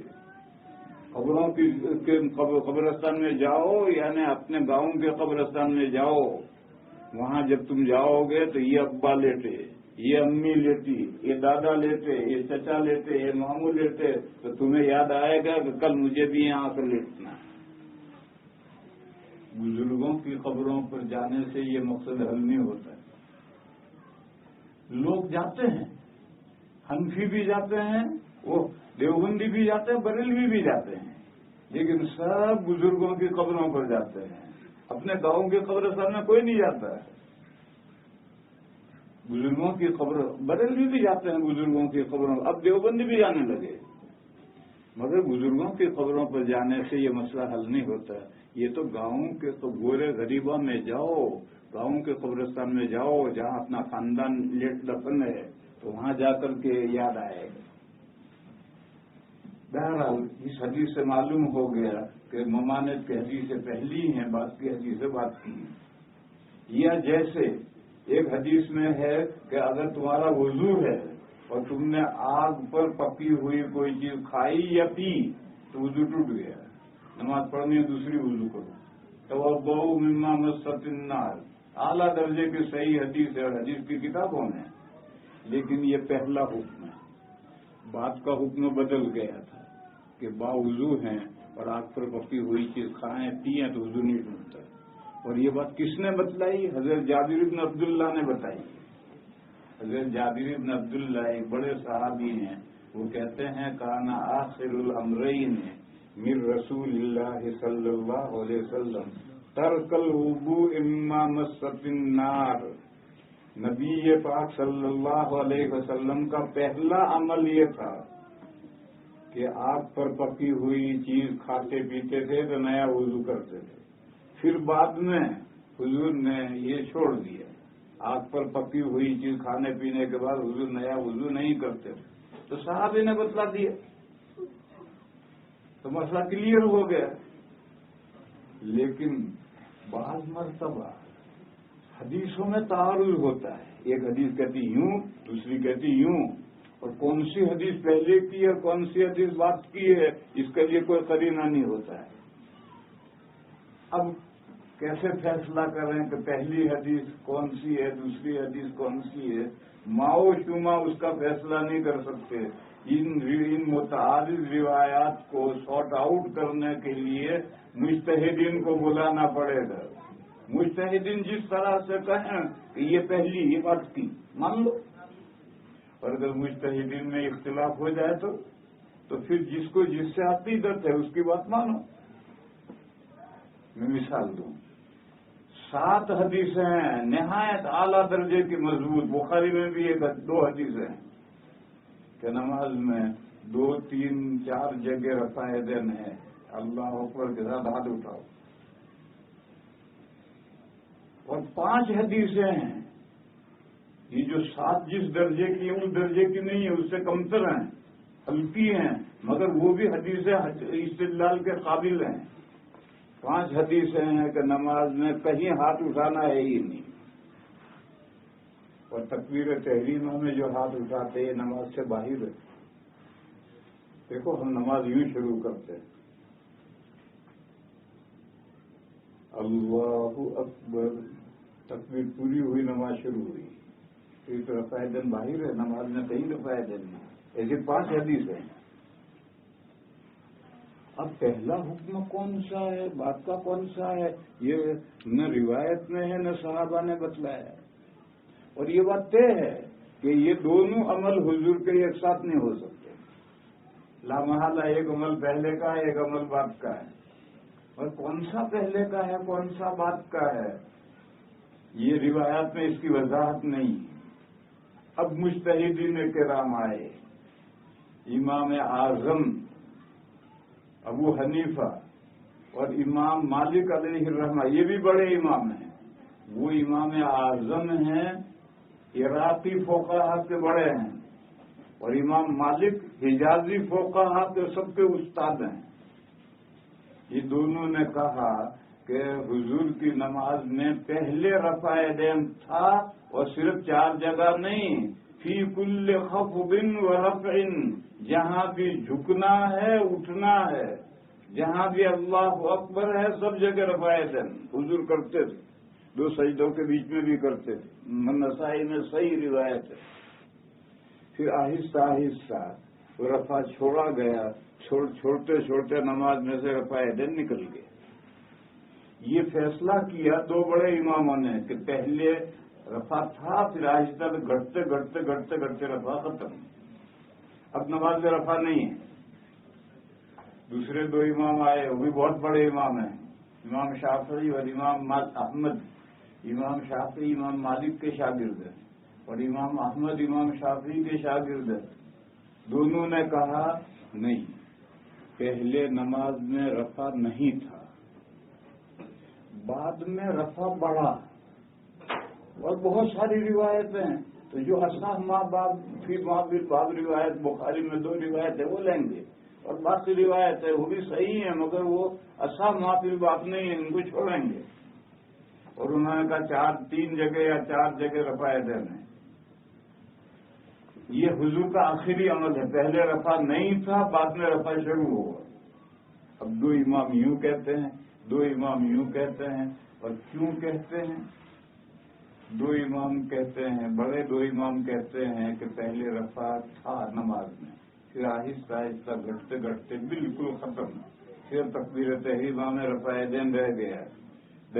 قرینہ وہ یہ کہتے ہیں کہ نبی پاک صلی اللہ تعالی علیہ وسلم کے مصلی پر 4 خلفاء ایک کے بعد دیگرے آئے ہیں، ان 4 خلفاء نے رفع یدین نہیں کیا، اور حضرت ابو بکر نے تو 17 نمازیں حضور کی حیات میں پڑھائی ہیں۔ تو کیا یہ ممکن ہے کہ خلفاء حضور کے مصلی پر کھڑے ہوتے ہی حضور کے آخری نماز کو بدل دے؟ یہ نہیں ہو سکتا۔ دوسرے 2 اماموں نے کہا ارے لڑکی جب ہوتی ہے کسی کے یہاں تو بچپن سے اس کے لیے چھوٹے موٹے زیور بنا بنا کر کے جہیز کا سامان تیار کرتے ہیں، پھر جب شادی ہونے میں 6 مہینے رہتے ہیں تو اب پیر میں پازے پہنا دیے، اب لڑکی کو برداشت ہو گیا تو ہاتھ میں چوڑیاں پہنا دی، پھر برداشت ہو گیا تو گلے میں ہار پہنا دیے، بازو میں بازو بند باندھ دیے، یوں کر کر کے شادی کے دن سارے زیورات سے لدا کر کے گلابیاں بیچتے ہیں۔ تو یہ رفع یدین جو ہے یہ تو زیور ہے لڑکی کا، نماز کا زیور ہے۔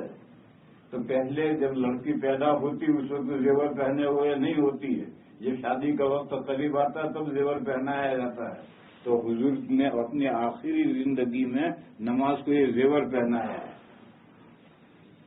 اور قرینہ انہوں نے کہا دیکھو چھوٹے صحابہ جب بڑے صحابہ بن گئے، بڑے صحابہ کا انتقال ہو گیا، تو حضرت ابن عمر، حضرت عبداللہ ابن زبیر، حضرت ابو حمید ساعدی، انہوں نے نماز میں رفع یدین کیا ہے۔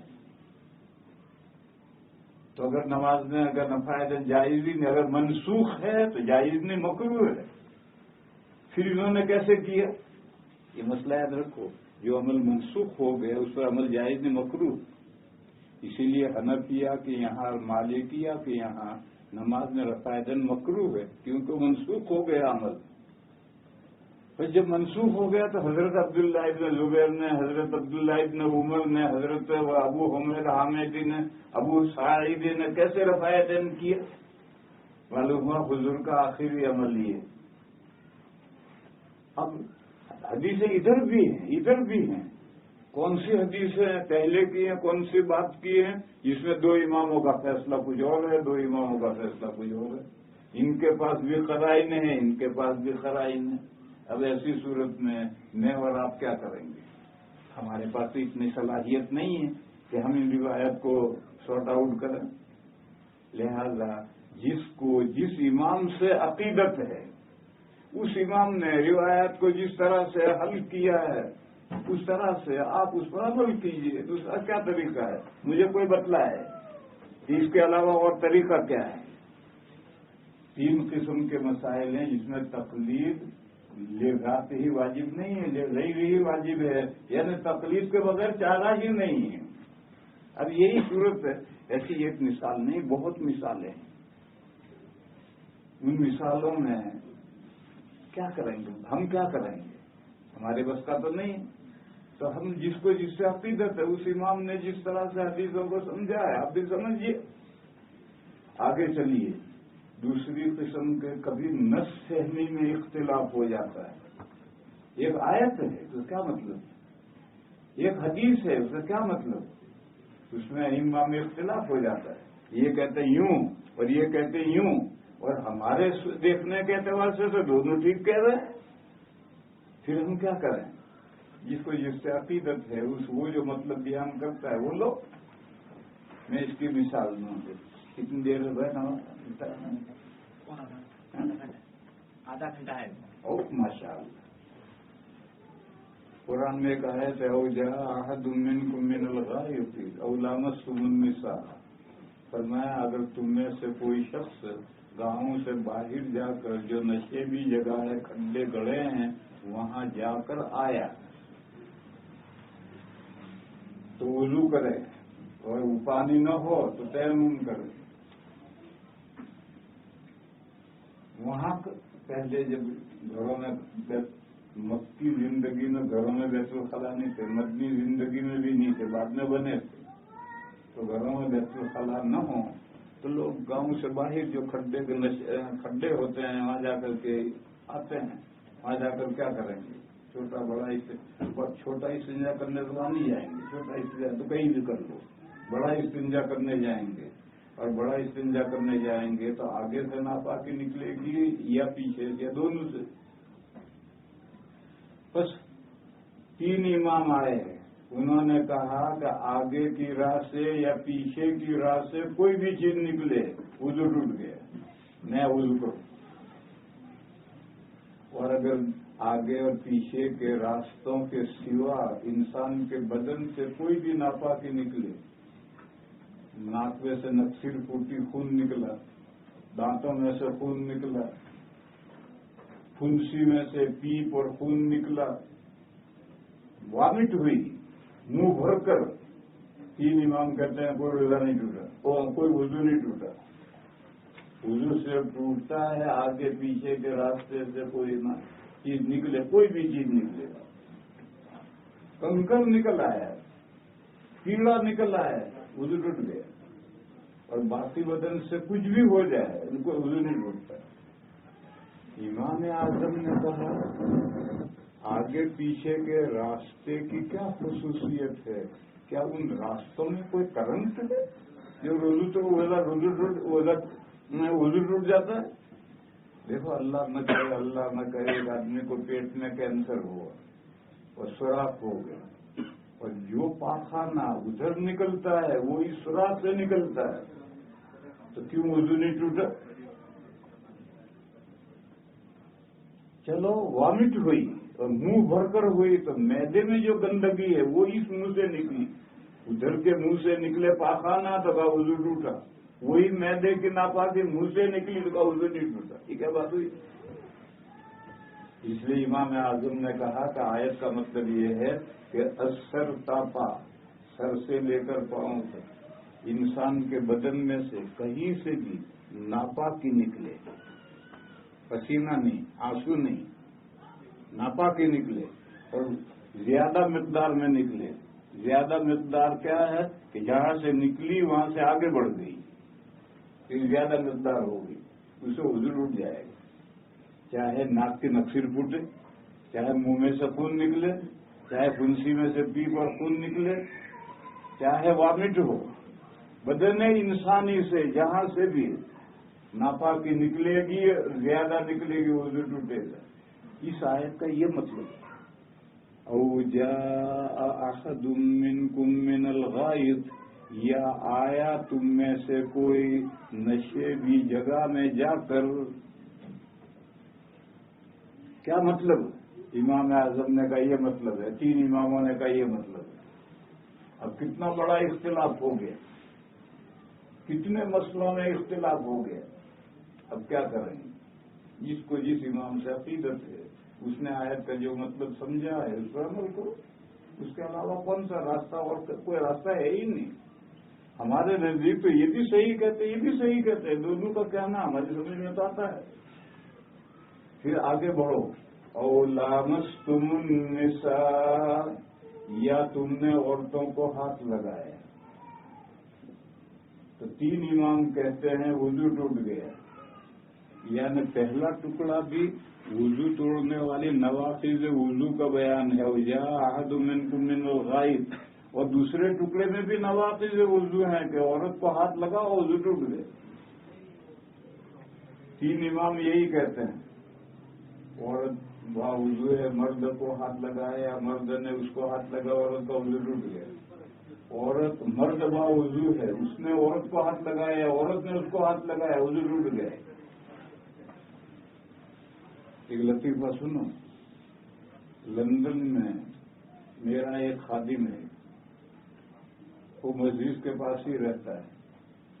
اس کی بیوی بڑی خدمت گزار ہے. میرے یہاں جب بھی مہمان آتے ہیں مسجد میں کہلواتا ہوں، فوراً چائے ناشتہ بھیجتی ہے. وہ بیوی ہے شافعی اور اس کا شوہر ہے حنفی. تو ایک مرتبہ اس کی بیوی نے مجھے پرچہ لکھا کہ آپ کے جو یہ خادم ہیں یہ مجھے بہت پریشان کرتے ہیں. کیا پریشان کرتے ہیں؟ وہ بیچاری وضو کر کے نماز پڑھنے تیار ہو گئی. اس نے شوہر نے کسی بہانے سے بلایا اور گال پر ہاتھ رکھ دیے. اب بیچاری کا وضو ٹوٹ گیا. اب پھر وضو کرنے جا رہی ہے. کبھی ایسا ہے کوئی نماز پڑھ رہی ہے، باہر سے آیا اور گال پر ہاتھ رکھ دیے، اب بیچاری کا وضو ٹوٹ گیا، نماز بھی ٹوٹ گئی. کیا مجھے بہت پریشان کرتے ہیں. تو میں نے اس سے پوچھا بھائی کیوں بیوی کو پریشان کرتا ہے؟ کہنے لگے وہ مجھے پریشان کرتی. تجھے کیا پریشان کرتی؟ کہ جھنگے لاتی اور پکا کر کے میرا منہ چڑا چڑا کر کھاتی ہے. میں کہتا ہوں یہ حرام ہے، اس کو مت لا، اور مانتی نہیں. تو میں اس کے گھر گیا اور دونوں کو بٹھا کر کمپرومائز کروایا. اس کی بیوی سے کہا تجھے اس گھر میں جھنگا نہیں لانے کا، تجھے کھانا ہے اپنی کسی سہیلی کے یہاں جا اور کھا. اور اس کے شوہر سے کہا خبردار جو آئندہ تو نے اس کی وضو توڑی. بہرحال ان کے لامستم النساء کا مطلب یہ ہے کہ تم نے عورتوں کو ہاتھ لگایا تو تمہارا وضو ٹوٹ گیا. امام اعظم کیسے ہیں لامستم النساء کا یہ مطلب نہیں ہے. لامستم النساء کا مطلب یہ ہے کہ صحبت کر رہے ہیں میاں بیوی، جس وقت فارغ ہوتے ہیں تو مرد عورت کو کس کے پکڑتا ہے، عورت مرد کو کس کے پکڑتی ہے. یہ پکڑنا مراد ہے، صرف ہاتھ لگانا مراد نہیں. اور آیت کا مطلب یہ ہے کہ تم نے صحبت کی اور انزال ہو گیا تو غسل واجب ہو گیا. تو پہلے ٹکڑے میں وضو توڑنے والی چیزوں کا ذکر ہے اور دوسرے ٹکڑے میں غسل واجب کرنے والی چیزوں کا ذکر ہے. اور لامت سمن نساء کا یہ مطلب ہے. اور آپ لوگ عربی نہیں جانتے. 2 باب ہیں، لا مسا یلامس ملامست، باب مفاعلہ. قرآن میں یہ باب ہے. اور باب مفاعلہ میں ایک کام 2 آدمی مل کر کرتے ہیں. تو صرف مرد نے نہیں ہاتھ لگایا، عورت نے بھی ہاتھ لگایا. اور ایسا انزال میں ہوتا ہے صحبت کے آخر میں. اور ایک ہے مجرد لمسا یلمس، ہاتھ چھونا. اب ائمہ 3 اماموں نے لامسا کو لمسا کے بارے میں لی ہے. امام اعظم کہتے ہیں اس کی ضرورت کیا ہے؟ جو فعل لامسا ہے لامسا کو لامسا کے بارے میں رکھو. یہ تو میں نے نس فہمی کی مثالیں دی تھی. اس ٹکڑے کا کیا مطلب، اس ٹکڑے کا کیا مطلب، اس میں اختلاف ہو گیا ہے. اور ہمارے خیال میں تو دونوں بات ٹھیک کہہ رہے ہیں.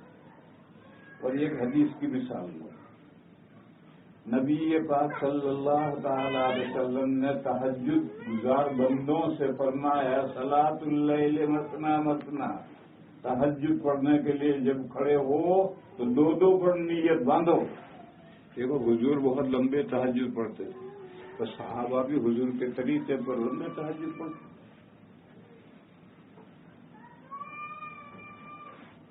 4 کے 4 ایک ساتھ لمبے پڑھو گے تھک جاؤ.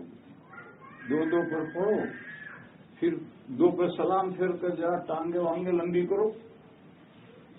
تھرمس میں چائے رکھی ہے پیو، بیڑی مت پیجیے، سگریٹ نہ پیجیے. پھر اس کے بعد سستا کر کے کھڑے ہوگا، دوسری 2 رکعتیں.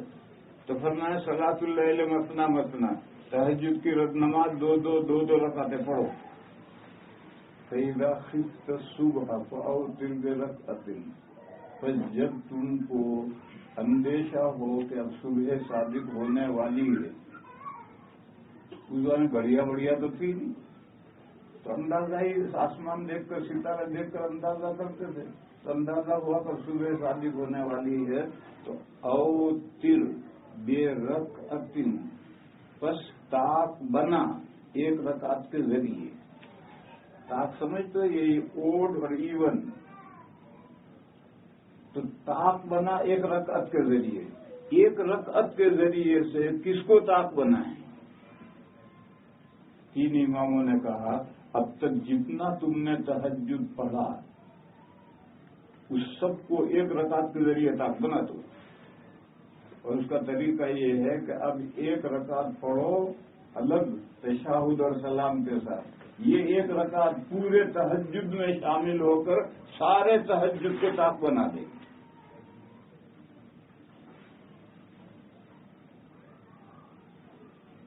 امام اعظم نے کہا یہ مطلب نہیں حدیث کا. حدیث کا مطلب یہ ہے کہ جب صبح ہونے کا اندیشہ ہو تو اب جو تم کھڑے ہو تو 2 رکعتوں کی نیت مت باندھو، 2 کے ساتھ تیسری رکعت ملاؤ. اور 3 رکعت یہ 1 رکعت کے ذریعے سے یہ 2 جو ایون ہے اس کو اوٹ بناؤ تیسری ملا کر. اب یہ 3 رکعتیں وتر ہو گئی. لہذا 3 رکعتیں 2 قاعدوں سے اور 1 سلام سے پڑھو. اور یہ وتر حقیقی اور یہ واجب نماز ہے. تہجد سے فارغ ہو کر جب صبح ہونے کا اندیشہ ہو تو یہ وتر پڑھ لو. اب اختلاف اس میں ہوا کہ یہ 1 رکعت ہے، اس 1 کے ذریعے سے طاق کس کو بنانا ہے؟ 3 امام کہتے ہیں کہ رات میں جتنا تہجد پڑھا ہے، 6 پڑھی، 8 پڑھی، 10 پڑھی، آخر میں 1 رکعت پڑھو تب 11 ہو گئی. تو اب یہ 11 طاق بن گئی. امام اعظم کہتے ہیں نہیں، اس کے ساتھ تو سلام پھیر کرو تو الگ کر دی. اب جو 2 گانا پڑھو تو اس 2 گانے پر تیسری اس کے ساتھ ملاؤ اور اس 2 کو اس تیسری کے ذریعے طاق بناؤ اور وتر پڑھو. یہ مطلب. اب اوتر برکعت کا مطلب امام اعظم کے نزدیک یہ، ان کے نزدیک یہ، اور ہر ایک کے پاس قرینہ ہے. امام اعظم کے پاس قرینہ یہ ہے کہ نسائی شریف نے اعلیٰ درجے کی صحیح سند کے ساتھ حضرت عائشہ رضی اللہ تعالی عنہا کی روایت ہے کہ نبی پاک صلی اللہ تعالی علیہ وسلم وطروں کی 2 رکعت پر سلام نہیں پھیرتے تھے. کان لا یسلم علی رکعتي الوتر. یہ نسائی میں روایت ہے اعلیٰ درجے کی صحیح سند سے. حضرت عائشہ جو گھر کی ہیں، باہر کا نہیں ہے، صاحب خانہ ہے، وہ کہتی ہیں کہ حضور 2 رکعت پر سلام نہیں پھیرتے. اب امام اعظم نے جو مطلب سمجھا ہے وہ مطلب اس حدیث سے معید ہے. اور دوسرے 3 امام کیا کہتے ہیں کہ حضرت ابن عمر نے 1 مرتبہ 1 رکعت وتر پڑھی اور حضرت معاویہ نے 1 مرتبہ 1 رکعت وتر پڑھی. معلوم ہوا کہ 1 رکعت وتر کی 1 رکعت الگ پڑھ سکتے ہیں. ابن عمر نے پڑھی، حضرت معاویہ نے پڑھی. ابن عمر کوئی معمولی آدمی تھوڑے ہی ہیں، حضرت معاویہ کوئی معمولی آدمی تھوڑے ہی. تو انہوں نے یہ قرینہ بنایا. انہوں نے کہا مطلب یہ ہے، قرینہ ہندو صحابہ کا عمل. امام ابو حنیفہ نے کہا مطلب یہ ہے، اور قرینہ حضرت عائشہ کی حدیث اور حضور کا عمل ہے. اس کو کہتے ہیں نص فہمی کا اختلاف. تو میرے بھائیوں، جب ایسا نص فہمی کا اختلاف ہو جائے گا تو معاش عمر کیا کرے؟ تکلیف کے سوا کوئی چارہ نہیں. تیسری مثال لو، افطار کا وقت ہو جائے گا. کچھ مسائل تو وہ ہیں جو قرآن و حدیث کی اوپری سطح پر ہے. کوئی جو قرآن و حدیث پڑھو وہ سمجھ میں آئے گا. جیسے وضو کیسے کرنا، آئے تو وضو پڑھو، اس طرح سے کرو. لیکن موتی دریا کی سطح پر تیرتے نہیں ہیں، وہ تہ میں بیٹھے ہوئے ہوتے ہیں. اگر تمہیں موتی چاہیے تو غواص کو بلاؤ، ڈبکی لگانے والے تیراک کو بلاؤ، ہائر کرو، اور وہ ڈوب کر جائیں گے، موتی لا کر دیں گے. اسی طرح سے قرآن و حدیث میں کچھ استنباطی مسائل ہیں، وہ اوپر کی سطح میں نہیں ہے، اس کی تہ میں بیٹھے ہوئے ہیں. اب اس تہنے سے وہ مسائل لانے ہیں. تیراک بلاؤ اور وہ ڈوب کر جا کر موتی لائیں گے. ان تیراکوں میں کبھی اختلاف ہوتا ہے. 2 گئے تیراک، 2 ہاتھ میں کچھ لائے، ایک کہتا ہے موتی یہ ہے، دوسرا کہتا ہے موتی یہ ہے. حالانکہ اندر سے پتھر بھی آتا ہے، سیپی بھی آتی ہے، کون سا موتی ہے، کون سا ہیرا ہے، کون سا پتھر ہے. ایسا اختلاف بھی ہوتا ہے. میں اس کی مثال دوں. یہ جو وضو کی آیت ہے، اس وضو کی آیت میں 5 مسئلے ایسے ہیں استنباطی اور ان میں اختلاف ہوا ہے. ایک مسئلہ تو یہ ہے کہ وضو اور غسل میں نیت ضروری ہے یا نہیں. صرف امام شافعی فرماتے ہیں نیت ضروری ہے، باقی سب فقہا کہتے ہیں نیت ضروری نہیں ہے. مگر اس اختلاف کا اثر کہاں ظاہر ہوگا؟ ہم جو وضو خانے میں واش روم میں جاتے ہیں وضو کے لیے، یہی نیت ہے. نیت زبان سے کرنا ضروری نہیں ہے، دل کے ارادے کرنا زبان نیت ہے. لیکن ایک بندہ گھر سے نکلا نہانے کے لیے، وہ جنوبی تھا. بنگال میں ہر گھر کے آگے پیچھے تالاب ہوتا ہے، اسی میں نہاتے بھی ہیں، اسی میں وضو بھی کرتے ہیں، اسی میں سے پانی لا کر پیتے بھی ہیں، سب اسی میں کرتے ہیں. وہ تالاب پر گیا نہانے کے لیے، اس کا دوست آیا، ادھر ادھر کی باتیں شروع ہوئی اور مذاق میں اس نے دھکا دیا، دھڑام سے تالاب میں گرا اور ڈوب کر نکل آیا. تو غسل ہوا نہیں ہوا؟ امام شافعی رحمۃ اللہ علیہ فرماتے نہیں ہوا. نیت کہاں؟ دوسرے ائمہ کہتے ہو گیا. اگر اسے ناک میں پانی ڈال لیا ہے اور منہ میں کلی گھس گیا ہے پانی تو اس کا غسل ہو گیا. ایک آدمی ہل چلا رہا تھا اور بارش شروع ہوئی اور بھیگتا رہا، عصر کا وقت ہوا، ہل روکا تو اس کو اثر پڑنی ہے تو وضو اس کا بھیگنے سے ہوا یا وضو کرنا پڑے گا؟ امام شافعی رحمۃ اللہ علیہ فرماتے نہیں ہوا، نیت نہیں تھی. دوسرے فقہا کہتے ہیں نیت ضروری نہیں ہے. اب دیکھو یہ مسئلہ استنباطی ہے. مسئلہ یہ ہے کہ عبادت مقصودہ جیسے نماز ہے اس کے لیے نیت ضروری ہے. لیکن جو عبادت غیر مقصودہ ہے، وضو غسل نماز کے لیے عبادت ہے، خود عبادت نہیں. تو جو عبادت غیر مقصودہ ہے اس میں نیت ضروری ہے یا نہیں؟ امام شافعی فرماتے ہیں وہ بھی عبادت ہے. انہیں نیت ضروری ہے. دوسرے فقہا کہتے ہیں کوئی عبادت غیر مقصود ہے نیت ضروری نہیں. اب یہ مسئلہ اس آیت میں کہاں لکھا ہے؟ اس آیت میں سے نکالا ہے، مستنبط کیا ہے. دوسرا مسئلہ، وضو میں پہلے چہرہ دھو، پھر ہاتھ دھو، پھر سر کا مسح کرو، پھر پیر دھو. ایسی ترتیب امام شافعی رحمۃ اللہ علیہ فرماتے واجب ہے. اگر کسی نے پہلے پیر دھوئے بعد میں باقی وضو کیا، وضو نہیں ہوئے. دوسرے تمام فقہا کہتے ہیں ترتیب سنت ہے، ضروری نہیں. اگر کوئی پہلے پیر دھو لے بعد میں ہاتھ سر دھوئے مسح کرے وضو درست ہے. امام شافعی اختلاف کرتے ہیں. تیسرا مسئلہ، موالات کا کیا حکم ہے؟ صرف امام مالک کہتے ہیں موالات فرض ہے، باقی سب فقہا کہتے ہیں موالات فرض نہیں. موالات کیا ہے؟ ایک عضو دھویا، اس سے پہلے کہ وہ خشک ہو گرمی سے یا ہوا سے، اس سے پہلے اگلا عضو دھونا ضروری ہے. چہرہ دھویا، موبائل آیا، باتیں کرنے بیٹھ گیا، آدھا گھنٹہ باتیں کرتے رہا، چہرہ خشک ہو گیا، اب آگے ہاتھ نہیں دھو سکتا. امام مالک کہتے پھر چہرہ دھو. اب اس آیت میں کہاں ہے یہ مسئلہ؟ لیکن امام مالک نے نکالا ہے کہ وضو میں موالات پیر بپیر وضو کرنا فرض ہے. اگر بیچ میں وقفہ ہو گیا وضو نہیں ہوگا.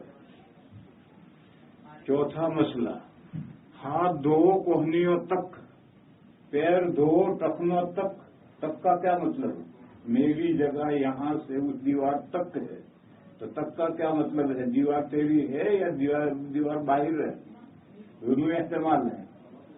امام ظفر فرماتے ہیں کوہنیاں دھونی ضروری نہیں، ٹخنے دھونے ضروری نہیں. باقی سارے فقہا کہتے ہیں کہ نہیں ضروری. اب یہ کہاں ہے؟ تک کا مطلب تو ہم سمجھتے اپنے طور پر طے کرتے ہیں.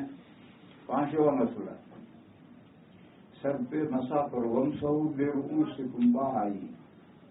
یہ بات کیسی ہے؟ امام مالک کہتے ہیں بات زائدہ ہے، اور پورے سر کا مسا ضروری ہے. ایک بال بھی اگر مسا سے رہ گیا وضو نہیں ہوگا. دوسرے تمام فقہا کہتے ہیں کہ نہیں، سارے سر کا ہر بال کا مسا ضروری نہیں. پھر امام ابو حنیفہ اور امام احمد یہ کہتے ہیں کہ چوتھائی سر کا مسا فرض ہے، باقی سنت ہے. اس لیے کہ تبوک کے سفر میں زندگی میں حضور نے ایک مرتبہ وضو کیا تو پگڑی پیچھے ہٹا کر کے سر کے اگلے حصے پر مسا کیا اور پھر پگڑی ٹھیک کر لی. تو جب زندگی میں ایک مرتبہ چوتھائی سر پر مسا کیا تو معلوم ہوا اتنا ہی مسا فرض ہے. اور باقی جو حضور ہمیشہ پورے سر کا مسا کرتے تھے تو یہ سنت. اور امام شافعی علیہ الرحمہ کہتے ہیں 3 بالوں کا مسا فرض ہے، بس 3 بال کا مسا کر لو ہو گیا تھا. اب ومسحوا برؤوسکم میں یہ بات زائد ہے یا بات تمیز کے لیے ہے؟ بات تمیز کے لیے ہے تو کسی حدیث میں اس کی تفسیر ہے، یہ حدیث ضعیف ہے. اب یہ سارا اختلاف ہو گیا. اب اس آیت وضو میں 5 مسئلے اختلافی ہو گئے، اور یہ تو اہل حق کے درمیان میں ہوئے. اور گمراہ فرقوں کے ساتھ شیعہ کے یہاں تو جیسے سر پہ مسا ہے ایسے ننگے پیروں پر بھی مسا ہے. شیعہ جو ہیں وہ ان کے پیر پر خفین کو چمڑے کے موزے نہیں مانتے. وہ کہتے ہیں کہ چمڑے کے موزے پہنے نکالو اور ننگے پیروں پر مسا ہو. ہمارے یہاں چمڑے کے پیروں پر یا چمڑے کے موزوں پر یا چمڑے جیسے میٹیریل کے موزے ہوں تو مسا ہوگا.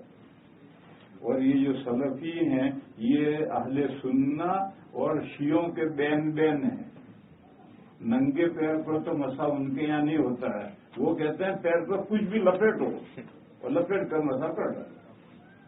ان کے ایک بڑے امام ہیں ابن حزم ظاہری، ان کی کتاب ہے المحلہ.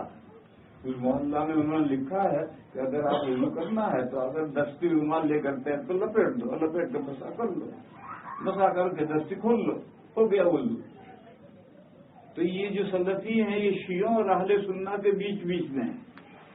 کہ کچھ نہ کچھ پیروں پر چاہیے، اس کے بغیر مسا نہیں ہوگا. اور شیعوں کے یہاں تو اگر کچھ ہے تو اسے الگ کرو اور ننگے پیروں پر مسا کرو. یہ کہتے ہیں شوق صبر مسا کرو. اہل سنہ والجماعہ کہتے نہیں، چمڑے کے موزے ہوں یا چمڑے کے موزوں جیسا میٹیریل ہو جس میں 3 باتیں پائی جائیں. ایک پنڈلی پر وہ اپنے موٹاپے سے کھڑا رہے، گر نہ پڑے. یہ بیچ میں جو ربڑ اندر سے بناوٹ میں ربڑ لیتے ہیں، ربڑ نہیں، وہ اپنی موٹا اتنا ہو کہ پنڈلی پر کھڑا رہے، گرے نہ، اور موٹا اتنا ہو کہ پانی اس پر گرے تو چھن کر اندر نہ جائے. اور اس کو پہن کر کے 1 فرسخ یعنی 3 مائل اس میں چلو تو پھٹے نہ. جوتا چپل کے بغیر اسی کو پہن کر چلو تو پھٹے نہ. یہ 3 شرطیں. تو اب وہ چمڑے کے جیسا چمڑے کا ہے، ایسا ہی یہ میٹیریل ہو گیا. اسی کو جورب کہتے تھے. حضور کے زمانے میں یہ شوق سے نہیں تھے. حضور کے زمانے میں جورب اسی طرح کے میٹیریل کے ہوتے تھے. بہرحال شیعوں کو بھی اگر لوگے تو چھٹا مسئلہ اور اختلافی ہو جائے گا کہ ارجلکم کو لیں یا ارجلکم کو لیں. اب یہ جو سارا اختلاف ہو رہا ہے وہ آیت کریمہ میں ہے کہاں؟ یہ تو اس کے اندر پہنے استنباطی مسائل ہے. بس یہ تو میں نے ایک مثال دی. ایسے ہی حضور نے نماز پڑھ کر دکھایا اور فرمایا کہ صلو کما رأیتمونی اصلی، جیسا مجھے نماز پڑھتے دیکھا اسی طرح پڑھو. سارے مسلمان اسی طرح پڑھتے ہیں. پھر نماز کے سلسلے میں 200 مسئلوں میں اختلاف ہو گیا ہے. 1 2 4 اردو میں تو 5 مسئلوں میں اختلاف ہوا. نماز میں تو 200 مسئلوں میں اختلاف ہوا. اور میرے حضرت شیخ الحدیث مولانا زکریا صاحب قدس روح نے ایک رسالہ لکھا ہے. اس رسالے میں وہ سارے ائمہ کے اختلافات جو نماز کے تعلق سے ہوئے ہیں وہ سب